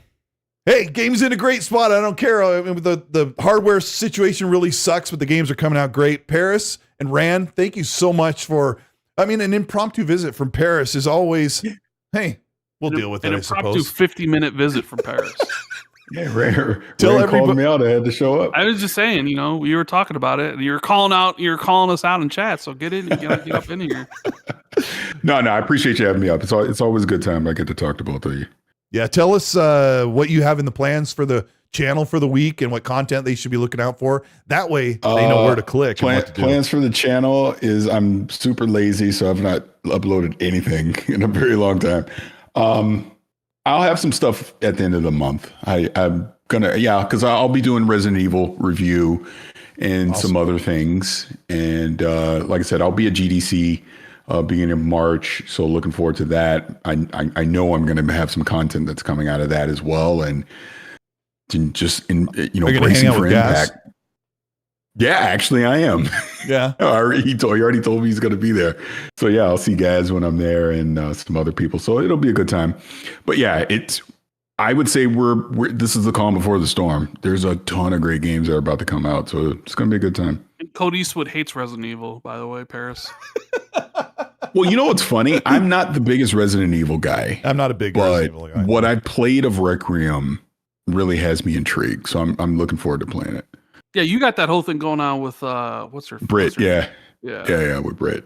Yeah, she's furious. She's absolutely furious that I want to play this game. Hey, so speaking of that, do we think we get the announcement of a new Banjo this year? If it was any year, Paris, if it was any year, 25th anniversary would be the time, even if it's just a logo. PlayStation get away with announcing the God of War Trilogy remake with just a logo. Why can't Xbox get away with just announcing a Banjo-Kazooie remake with just a logo? They would if they did that, wouldn't they? Paris? So I had someone basically tell me to stop, to give up hope. Oh, give up hope. It's over. I've tapped out. I've been tapped out for over a year now. I'll never believe it until I see it. Dream is dead. My Banjo Bros. Yeah, I essentially had someone go, "Yeah, I wouldn't hold your breath for that," and I was like, "Oh, okay." Somebody in the chat knows what game Paris is talking about that's going to drop like this year and get a quick reveal, and it's Spyro. The Spyro 4 or whatever it's going to be. That's a pretty good guess. I would. It is, yeah, that could make sense. I mean, we'll see. Like I said, I have absolutely no idea what it is, just that they potentially could not be done. There could be more. Yeah, okay. All right. Randall Thor 19, the killer Xbox 2 podcast and the XP2. The XP2 podcast and that's right. Yeah, and the XPNC podcast. And the XP2, an Xbox podcast. Right. And the big fan who's going to be playing a ton of Kiln this year. Tell everybody what they can expect on the channel. Can't wait to get up in there with Paris and beat his pottery up. Yeah, we'll be doing the show Friday, and then actually, Jez isn't going to be there because he's going to be somewhere else. So, crud! Maybe you should call Paris and Colt in. And then the 400th episode next week, I guess. 400 episodes of XP2. But anyways, thanks for having me on. It's a blast. And I'm getting the trigger finger itch of going to kill people in Arc Raiders now. Yeah, thanks for hanging on the show, and everybody wishes to Mag. If you don't want him to get better, then send him the wrong medicine. But you guys are amazing, and have a good one. We'll let you guys go. Everybody hit the like button on the way out. Paris, thank you so much. Rand, you're awesome. Paris, you're great. You're the best on all that stuff. We're out.